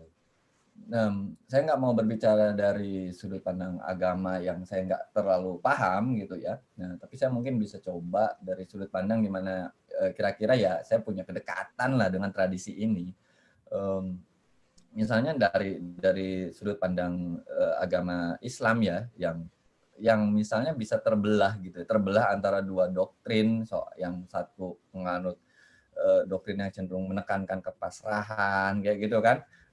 Dan akhirnya ya seperti itu maksudnya, melahirkan konsep semacam tawakal dalam pengertiannya sendiri ya, lalu semacam rezeki sudah ada yang ngatur ya, itu kan soal wisdom ya yang akhirnya memang mengkonstruksikan kayak gitu tuh Bang. Ngatur kok nggak usah repot lari kemana kalau memang belum rezekinya juga nggak bakal dapet gitu kan, tapi kalau udah rezekinya Ya hal kayak gitu. Jadi ya sejauh yang saya amati ya, jadi saya nggak mau bicara statistiknya atau korelasi yang dalam pengertian yang ketat. Sejauh yang saya amati memang itu punya dampak ya, punya dampak dalam membentuk seberapa orang punya inisiatif untuk memperbaiki keadaan ekonomi dalam hal ini. Dan yang kedua misalnya juga seberapa dia bisa memanfaatkan peluang-peluang yang ada. Karena gini, beberapa aturan keagamaan mungkin bisa membatasi dari sisi mental kayak tadi, tapi juga beberapa aturan keagamaan yang diyakini bahwa ini memang diatur seperti ini juga menghambat peluang. Misalnya aturan soal doktrin yang diyakini, misalnya soal dana riba, misalnya ya, dana riba itu kan juga bisa membuat orang terhambat peluangnya buat mengakses perbankan misalnya. Yang memang sekarang ini ya perbankannya ada bunganya kan, tapi ya juga tentu ada opsi lain, misalnya perbankan yang tidak menerapkan model bunga, tapi ya kita bisa diskusi sendiri lah soal itu. Tapi intinya antara orang yang dibebani dengan riba dengan orang yang tidak dibebani dengan doktrin riba yang katanya soal perbankan, itu pasti punya kesempatan yang berbeda kan untuk mengakses. Nah itu yang mau saya bilang. Jadi dia pertama mempengaruhi motivasi kalau kita bicara dari sisi mentalnya, kulturnya, soal inisiatif, kemauan untuk memperbaiki keadaan, dan kecenderungan untuk pasrah yang berlebihan karena ini sudah ada yang ngatur rezekinya. Dan kalaupun dia miskin, dia akan menjustifikasi kayaknya emang kemiskinan ini lebih baik buat saya karena nanti kalau saya kaya, Tuhan memberikan saya kekayaan, bisa jadi saya lupa daratan, bisa jadi saya akan jadi orang yang justifikasi itu loh yang mengganggu secara mental sebetulnya dan buat mungkin produktivitas berkurang. Nah, yang kedua tadi kesempatannya juga berbeda buat orang yang terhambat doktrin keagamaan dengan orang yang tidak terhambat doktrin keagamaan. Tadi soal bunga. Lalu misalnya kalau kita misalnya punya dana dan pengen berinvestasi, orang yang misalnya dibatasi dengan doktrin keagamaan lebih terbatas kan kegiatan berinvestasinya. Misalnya ada investasi syariah yang hanya mengalokasikan uangnya misalnya untuk sektor-sektor tertentu yang dikategorikan haram misalnya atau maksiat tidak ada. Ya itu choice semua lah. Tapi lagi-lagi yang mau saya tekankan adalah pilihannya jauh lebih banyak orang yang tidak dibebani doktrin dibandingkan orang yang dibebani doktrin. Jadi secara kualitatif saya akan mengatakan ada pengaruhnya sih dengan upaya perubahan sosial ekonomi di antara dua kelompok yang berbeda. Nah itu untuk yang pertama. Kalau yang kedua ya soal peran negara, kalau memang kira-kira bisa gitu ya. Kalau nggak ada negara, masyarakat jadi sejahtera gitu ya, kemiskinan bisa tuntas. Ya. Kalau kita bicara sejahtera, seperti itu. Kalau menuntaskan kemiskinan dalam arti zero sih, itu kayaknya mustahil ya. Itu mustahil karena memang dari sisi ekonomi ketimpangan itu diperlukan sih untuk proses terjadinya ketimpangan dalam arti ketidaksamaan dari aset yang dimiliki, dari value yang ada, itu diperlukan supaya terjadi proses pertukaran kan, dan menciptakan growth dalam ekonomi juga. Nah, tapi kalau kita bicara dari sisi bahwa orang bisa meningkat kualitas kesejahteraannya, misalnya katakan levelnya level 1 jadi level 2 gitu ya, jadi level 3. Nah, kalau nggak ada negara bisa atau enggak gitu kan. Nah, saya termasuk yang percaya bisa. Kenapa? Karena pernah ada suatu masa di mana negara tidak ada sebetulnya, di mana negara tidak ada, di mana tidak ada regulasi, dan kalau kita membayangkan, pasti masa itu penuh dengan kejahatan, penuh dengan perampokan, ya itu juga harus dibuktikan apakah betul separah itu. Karena bahkan ketika negara ada pun yang konon ingin mengatasi semua masalah itu, ya kejahatan akan tetap ada dan ya hal kayak gitu tetap ada. Jadi dia bukan soal ada negara atau tidak ada negara, tapi soal bagaimana masyarakat bisa mengorganisir dirinya secara mandiri dengan memberikan keleluasan lebih kepada inisiatif-inisiatif individual kan untuk berkreasi secara ekonomi dan mengambil manfaat ekonomi dari situ. Nah, ya dalam konteks di mana ada negara, ya, saya selalu melihat negara itu ada ya pertama bukan untuk menjamin kebebasan sih, tapi justru untuk kalau kita lihat dalam kenyataannya ya, justru memang untuk membatasi kebebasan dengan dengan alasan bahwa nanti akan ada orang-orang yang terlanggar kebebasannya kalau negara nggak ada. Nah, dan saya bisa terima itu, di mana kebebasan absolut itu mungkin memang tidak akan pernah ada. Kebebasan selalu punya batas, saya juga percaya itu sebetulnya. Nah, tapi masalahnya adalah ketika kekuasaan ini terlalu besar diberikan kepada negara dan akhirnya jadi lebih banyak kebebasan yang diambil ketimbang katakanlah negara mengambil kebebasan saya dalam hal ini untuk memberikan kebebasan pada saya di tempat yang lain. Kan kayak semacam pertukaran nih, trade off gitu kan. Contoh nih, misalnya, contoh nyata. Kalau dari sisi kebebasan ekonomi, pajak yang tinggi di negara-negara Skandinavia, di Denmark, di Jerman yang sampai 50-an% dari pendapatan. Jadi kalau kita punya gaji 10 juta yang kita pegang cuma 5 juta sebenarnya. Nah, itu kan mengambil kebebasan sebetulnya. Hasil kerja saya, uang saya, dan yang saya terima kok cuma separohnya. Oke kan? Ada kebebasan yang diambil ketika pajak segitu besar. Tapi juga dalam konteks negara-negara tersebut, itu semacam ada trade-off. Trade-off di mana kamu diberikan kebebasan lebih luas di aspek lain. Misalnya kamu bisa mengakses sekolah cuma-cuma sampai tingkat perguruan tinggi, beberapa layanan bisa dibilang full cover. Itu kan trade-off banget sebenarnya. Dalam konteks pemerintahan yang akuntabel, tata kelola yang baik, integritasnya baik, itu adalah opsi-opsi yang bisa dikembalikan. Masyarakat maunya kayak gimana. Lagi-lagi decision-nya ada di masyarakat sebetulnya. Di individu-individu yang ada di masyarakat. Itu yang mau saya bilang. Nah, jadi membayang apakah tidak ada negara bisa? Saya yakin bisa. Tapi apakah negara misalnya perlu sampai dibubarkan atau apa segala macam? Mungkin memang nggak perlu sejauh itu. Tapi kita bisa terus memantau peran negara, ngasih peluit di mana dia sudah melebihi batas-batasnya, di mana kalau ada opsi yang lebih baik antara misalnya memang kebebasan harus dibatasi, gimana dia dibatasi seminim mungkin supaya ruangnya tetap lebih besar buat masyarakat. Nah, begitu sih Mas Risno, mudah-mudahan menjawab. Terima kasih banyak Mas Nanang. Sampai jumpa di Mas Risno, terima kasih banyak. Ya, terima kasih banyak Mas untuk pertanyaannya. Oke, ke penanya selanjutnya. Tadi kalau nggak salah Bang Juan mau bertanya. Halo, Bang Juan. Yap. Oke, dipersilakan Bang Juan kalau ada pertanyaan atau komentar ke Mas Nanang. Halo Bang Nanang. Ya, halo Mas. Kabar. Oke, mungkin saya dari tadi saja mungkin karena Mas Nanang bilang tadi merasa sungkan menjawab. Menurut saya tidak masalah kita minta-minta donor. Karena problem yang utama bukanlah donornya, tapi metodenya mungkin.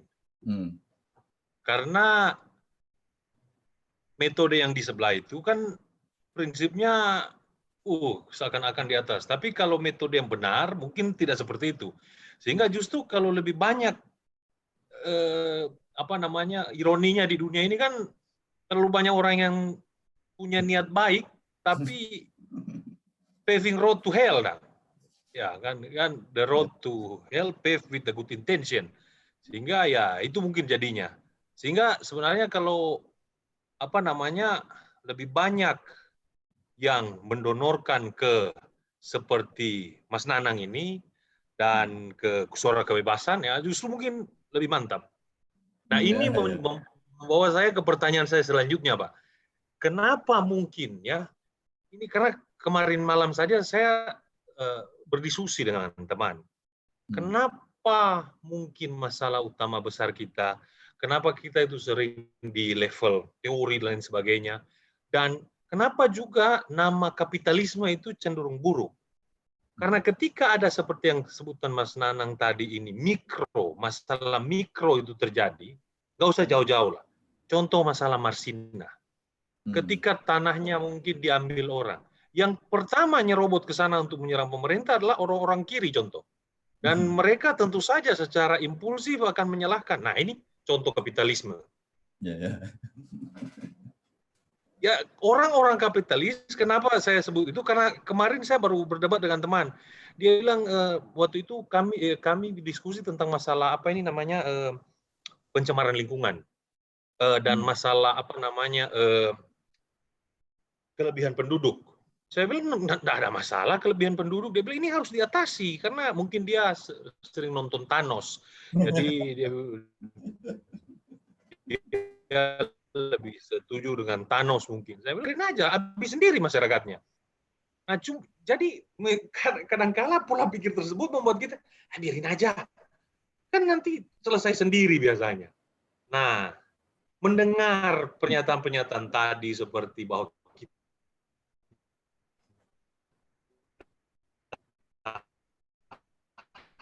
harus turun ke, kayaknya memang saya nggak tahu, mungkin saya bisa saja salah, saya rasa salah, tapi banyak dari kita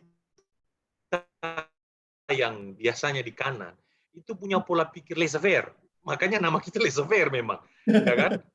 Udah biarin aja, kan nanti kata menteri siapa bilang gitu, nanti juga sembuh sendiri, kayak gitu, ya kan? Sedangkan masalah-masalah yang dalam tanda kutip real itu perlu kita langsung ke sana, jemput bola, turun dan merubah brand tersebut, sehingga orang pertama seperti contoh masalah Marsina, orang pertama yang ke sana ya bukan orang LMD, bukan mereka kiri itu, mereka itulah, tapi Suara Kebebasan contoh, ya kan, atau Indeks dan lain sebagainya.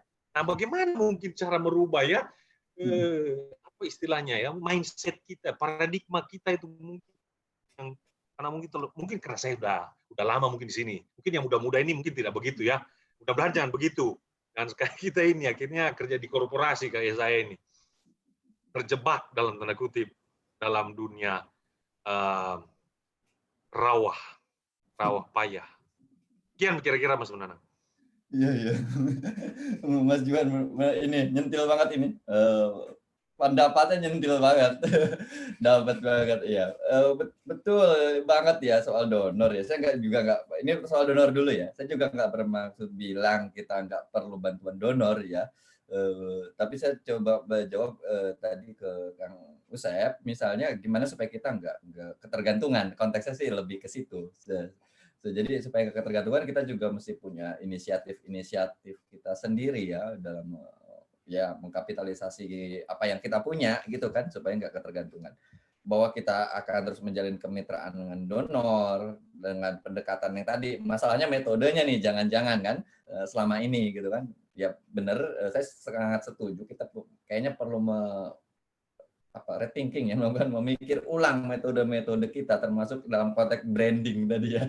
Branding yang lebih bisa nyangkut lah di masyarakat gitu ya, sebenarnya kayak apa kayak gitu. Dan tapi juga ada yang menarik nih Mas Juan, kalau saya amati misalnya dari Atlas Network sendiri ya, kalau yang saya amati misalnya contoh penerbitan buku ini aja, kalau kita lihat proposal latar belakangnya mereka, lalu ada project doing development differently itu kayaknya memang mengundang lembaga-lembaga kayak kita nih termasuk di Indonesia gitu ya, untuk menampilkan inisiatif-inisiatif baru yang segar gitu sebetulnya untuk persoalan-persoalan yang dihadapi. Kalau ngelihat ininya ya formatnya, jadi mereka sebenarnya menunggu. Mereka bukan tipe donor yang misalnya mendikte ya, kalau paling nggak kalau kita lihat secara norma-normanya, bagaimana proses seleksinya dilakukan, bagaimana hibah dicairkan. Kalau ngelihat itunya kayaknya nggak ada kayak lembaga yang tukang ngatur, yang punya rezim kebenaran gitu nggak. Tapi memang mungkin kalau bisa saya bilang kita mungkin perlu melihat ke dalam, jangan-jangan memang kita yang perlu lebih kreatif nih. Mereka udah buka kerannya, kesempatannya, ayo nih, siapa yang mau terlibat? Beberapa tempat sudah melakukan itu kan, dan keren. Ya, dan ya tadi yang kalau istilah saya, isi kepala kanan, aksinya kiri gitu kan. Nah, itu keren banget sebenarnya dan mantap itu. Gerakan taxpayer di New Zealand di mana? Saya bilang keren banget ya kok Indonesia punya kayak gini ya. Demo anti pajak kayak gitu, dahsyat sekali.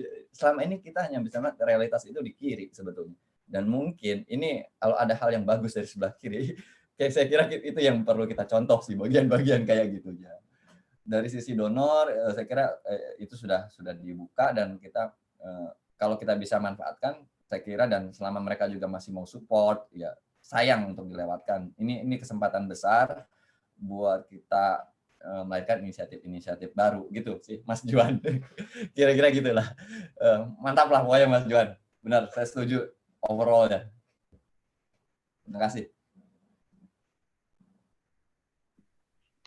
Oke, thank you banget Bang Juan untuk pertanyaannya, dan thank you Mas Nanang tanggapannya.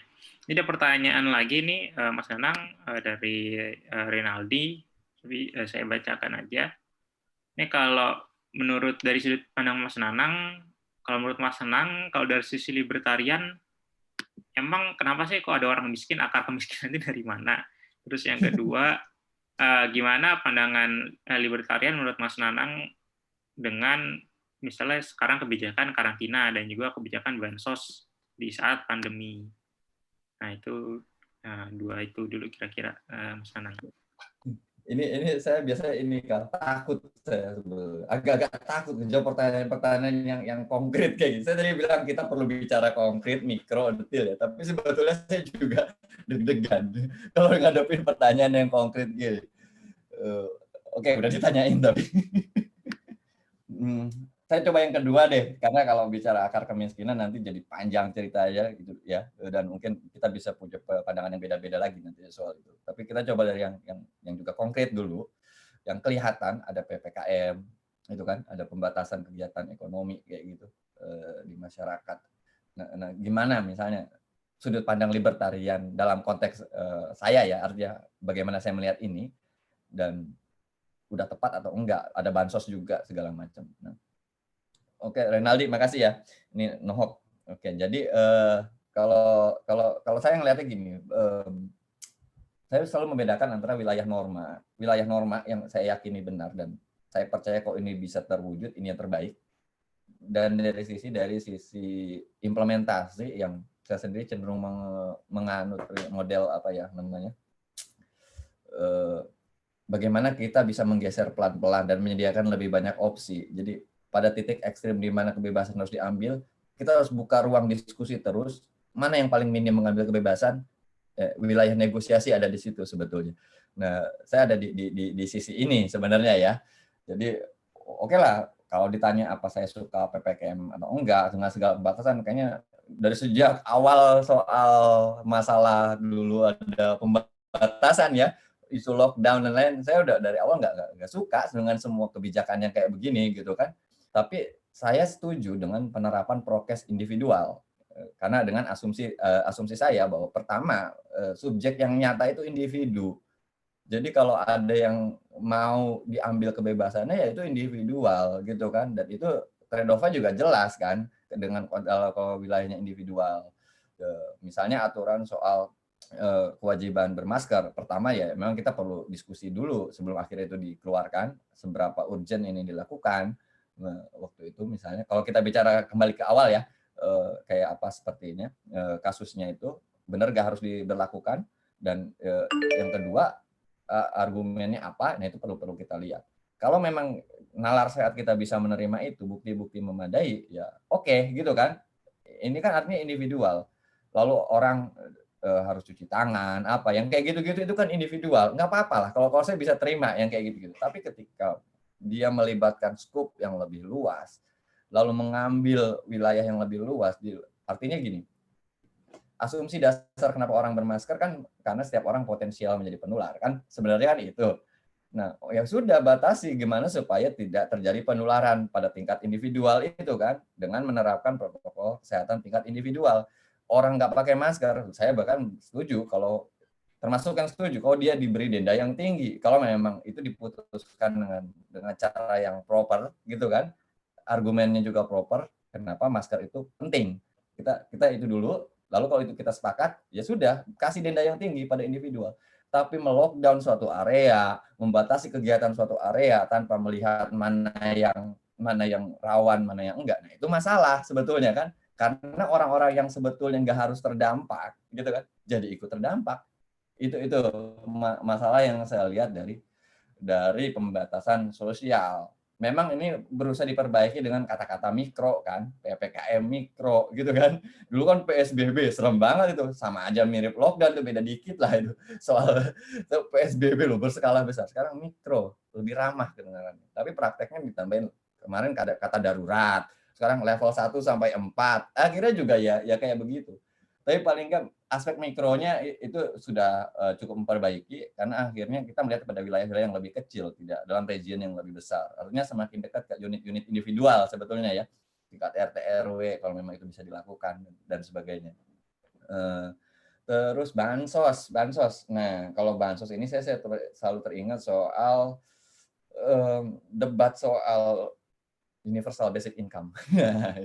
kita di kalangan libertarian pun masih terbelah dan mungkin akan terus terbelah soal gimana sih sebenarnya universal basic income antara mereka yang betul-betul di posisi hell no lah, nggak sama sekali kayak gini. Pokoknya semua harus private semuanya, nggak ada istilahnya via negara, yang sebetulnya juga uangnya dari pajak-pajak juga, kayak gitu.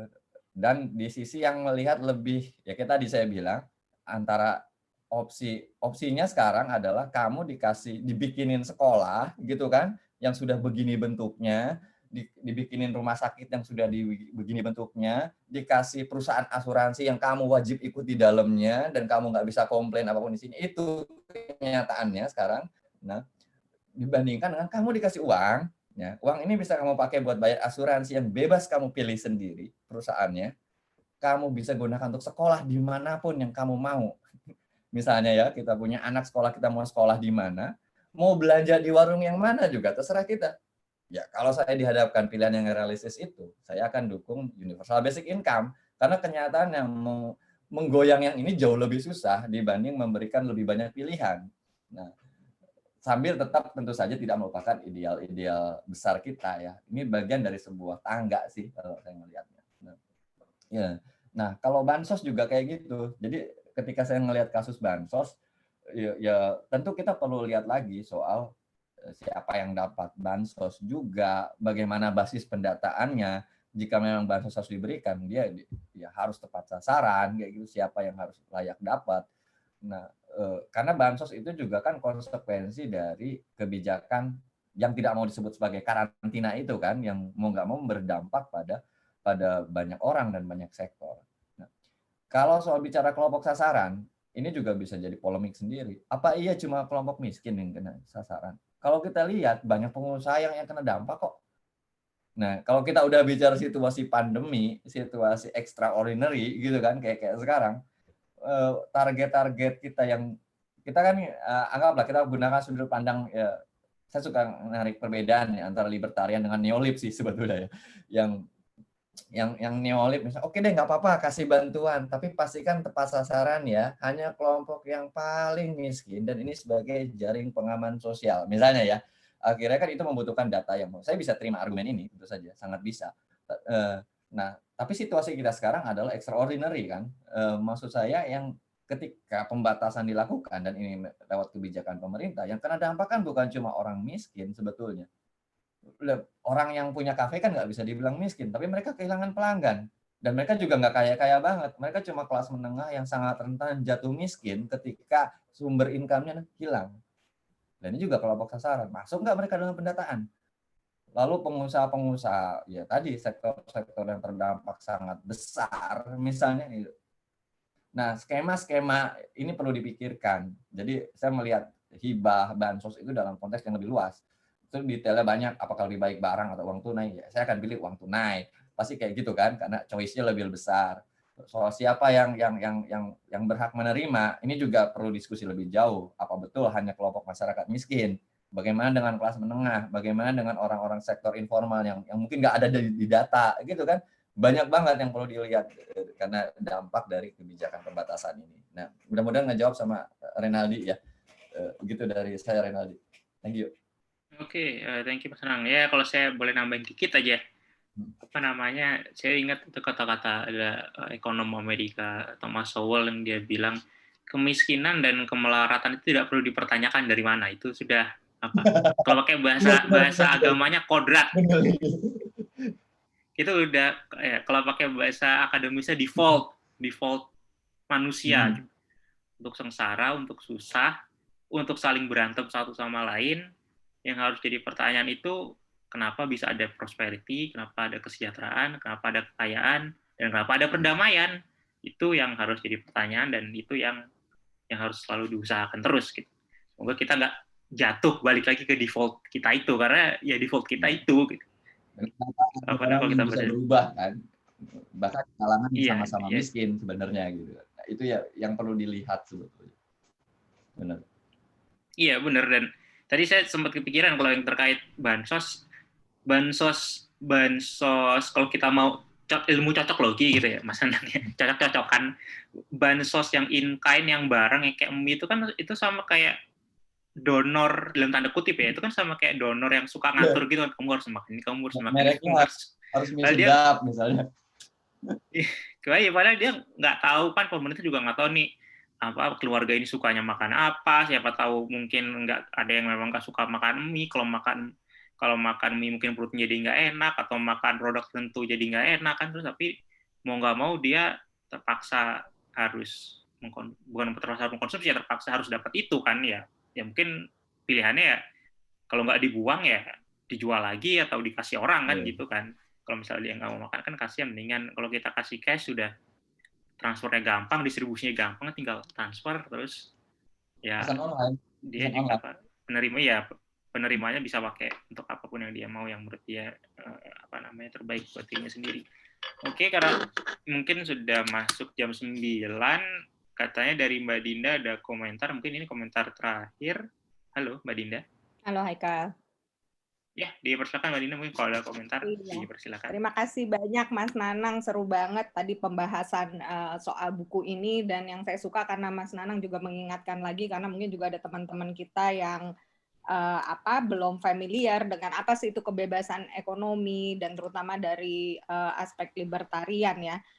Yang ingin saya tambahkan sebenarnya juga di buku ini adalah dia mengangkat sisi kemanusiaan, karena kita ini di libertarian sering di Menara Gading ya Mas Nanang.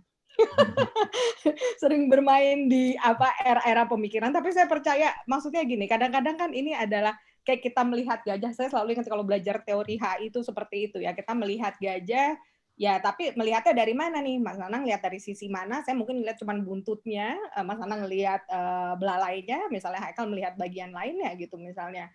Padahal tujuan kita sama, gimana mengentaskan kemiskinan, tapi how to-nya yang berbeda seperti yang dibilang tadi oleh Bang Juan ya. Dan bagusnya buku ini, dan teman-teman juga mungkin perlu membacanya langsung di portal kami, karena dia mengangkat banyak banget cerita-cerita kemanusiaan. Masalah yang tadi dibilang Mas Nanang tuh benar banget, kayak masalah yang mikro, konkret, real, dan yang memang pendekatan dari Atlas Network sendiri adalah membiarkan justru orang-orang lokal yang menyelesaikan permasalahan itu gitu. Jadi memang peran donor di situ melihatnya sebagai mitra, tapi lebih banyak pekerjaan itu adalah dilakukan oleh mitra-mitra lokal yang berkolaborasi dengan mitra-mitra lainnya gitu, sehingga masalah yang dekat itu bisa diselesaikan secara efektif, dan knowledge-nya begitu besar, strategi, organizing-nya.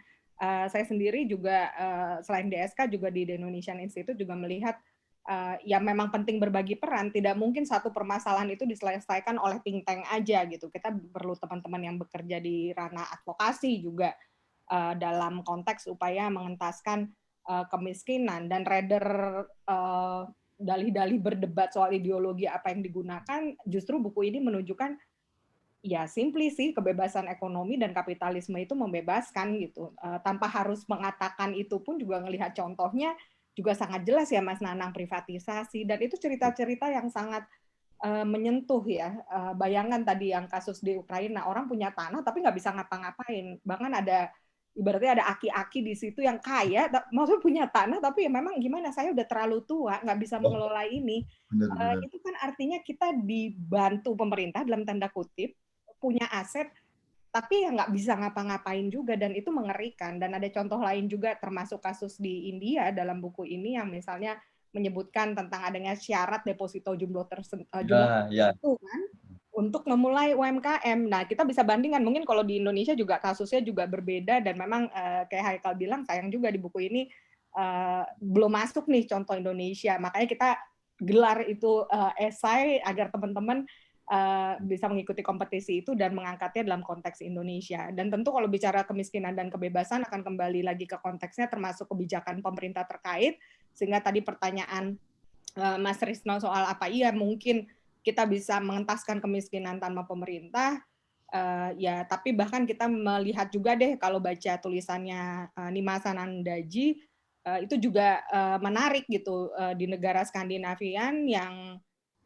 pajaknya sangat-sangat tinggi seperti yang tadi dibilang oleh Mas Nanang, dan itu berdampak tuh banyak, termasuk bahkan terhadap perempuan gitu. Jadi perempuan itu kalau di sektor publik memang presentasinya sangat tinggi, tapi begitu di manajemen yang sifatnya di korporasi itu sangat rendah, karena mereka memulai usahanya pun juga berat gitu, karena pajaknya memang progresif gitu, dan bahkan susah untuk masuk di wilayah-wilayah yang masuk di ranah childcare ya, karena itu bagian dari ranah publik, sehingga kalau dilakukan oleh pihak swasta misalnya itu biayanya akan lebih tinggi, dan lagi-lagi bicara soal pajak. Ini isu-isu yang sangat menarik sebenarnya lewat keseharian. Kadang-kadang memang berangkat awalnya adalah memang perlu ada kesadaran dan pemahaman mengenai isu ini, rather dan membelah dengan mengatakan kita versus mereka, itu yang jadi masalah. Padahal kita sama-sama punya concern misalnya soal isu kemiskinan dan kebebasan ini. Dan saya sepakat lagi dengan Bang Juan soal donor tadi. Mungkin ini kita butuh diskusi sendiri, Mas Nanang, soal ini ya, terutama soal social entrepreneurship. Mungkin kita juga bisa menghadirkan teman, kemarin sih sempat ngobrol juga sama Mas Aryono Margiono dari BINUS, yang memang fokus di isu itu, mungkin kita juga bisa belajar. Artinya saya pikir juga kebutuhan masing-masing lembaga akan tergantung ya dengan resources yang dimiliki. Kita juga tidak deny ada kebutuhan terhadap donor, tapi kita juga punya opsi-opsi lain. Dan itu rasanya yang berkali-kali diulang oleh Mas Nanang ya. Opsi yang terbuka, terdesentralisasi, dan mungkin kita juga perlu konsisten ketika kita bicara jangan bergantung, nah kita sendiri refleksi baliknya seperti apa. Saya kembalikan ke Haikal untuk menutup acara ini, dan sebelumnya kita akan juga ada foto bersama. Terima kasih. Oke, thank you banget Mbak Dina tadi untuk komentarnya, dan thank you banget untuk Mas Nanang untuk presentasinya. Mungkin sebelum saya tutup, kira-kira dari Mas Nanang ada closing statement, Mas, atau kesimpulan yang singkat, padat, jelas? Ya, saran aja sih, mengulangi tadi apa yang dibilang Mbak Dinda juga, dan direkomendasikan Haikal, kayaknya emang buku ini harus dibaca langsung oleh teman-teman ya. Ini salah satu buku yang saya rekomendasikan banget ya buat teman-teman yang punya concern di isu kebebasan ekonomi dari sisi perspektif, tapi juga pengen tahu gimana sih perspektif kebebasan ekonomi mengatasi masalah-masalah real yang ada di masyarakat. Nah, buku ini sangat direkomendasikan. Jadi teman-teman sebaiknya baca. Dah, itu aja. Terima kasih ya, Haikal. Oke, nah thank you banget Mas Nanang untuk pemaparannya tadi dan untuk waktunya sudah bersedia menjadi pembicara kita diskusi kita kali ini. Dan thank you banget juga kepada teman-teman yang sudah bersedia meluangkan waktunya nih hari malam Sabtu, malam Sabtunya untuk hadir di webinar kita, diskusi suara kebebasan. Biasanya kita adakan 2 minggu sekali, setiap hari Jumat. Jadi next-nya mudah-mudahan kalau nggak ada halangan, Jumat 2 minggu lagi. Untuk topiknya, pas dari info-info terkait pasti akan selalu kita post di medsos kita. Kalau teman-teman ada Twitter bisa follow @bebas.id, bebas.id ya, @bebas.id. Terus ada juga @suara kebebasan di Instagram, itu mungkin untuk konten kita ada konten tokoh, sejarah, literatur dan lain-lain. Post-post singkat kita di situ. Terus ada juga event tentunya. Terus juga ada suara kebebasan.id di Facebook page. Dan juga kalau misalnya di sini ada teman-teman yang masih pakai Line, kita juga ada Line official account, masih aktif terus untuk promo tulisan, artikel, sama event-event kita di suarakebebasan.id. Jadi sebelum saya tutup, kalau nggak keberatan, kita ada sesi foto bareng. Mungkin kalau teman-teman yang nggak keberatan, boleh nyalain kamera. Kalau misalnya lagi ada halangan, nggak apa-apa juga, dimatiin. Oke, udah. Oke, siap. 1, 2, 3. Sekali lagi.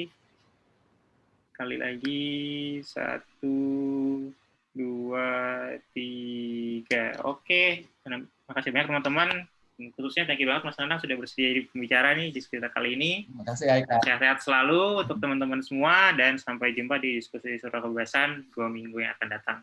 Thank you. Terima kasih Mas Nanang, Mbak Dinda. Teman-teman Ya, Joseph, Mbak Juan, semua sehat terus. semuanya. Thank you banget Mas Wisnu. Semuanya, thank you banget. Thank you.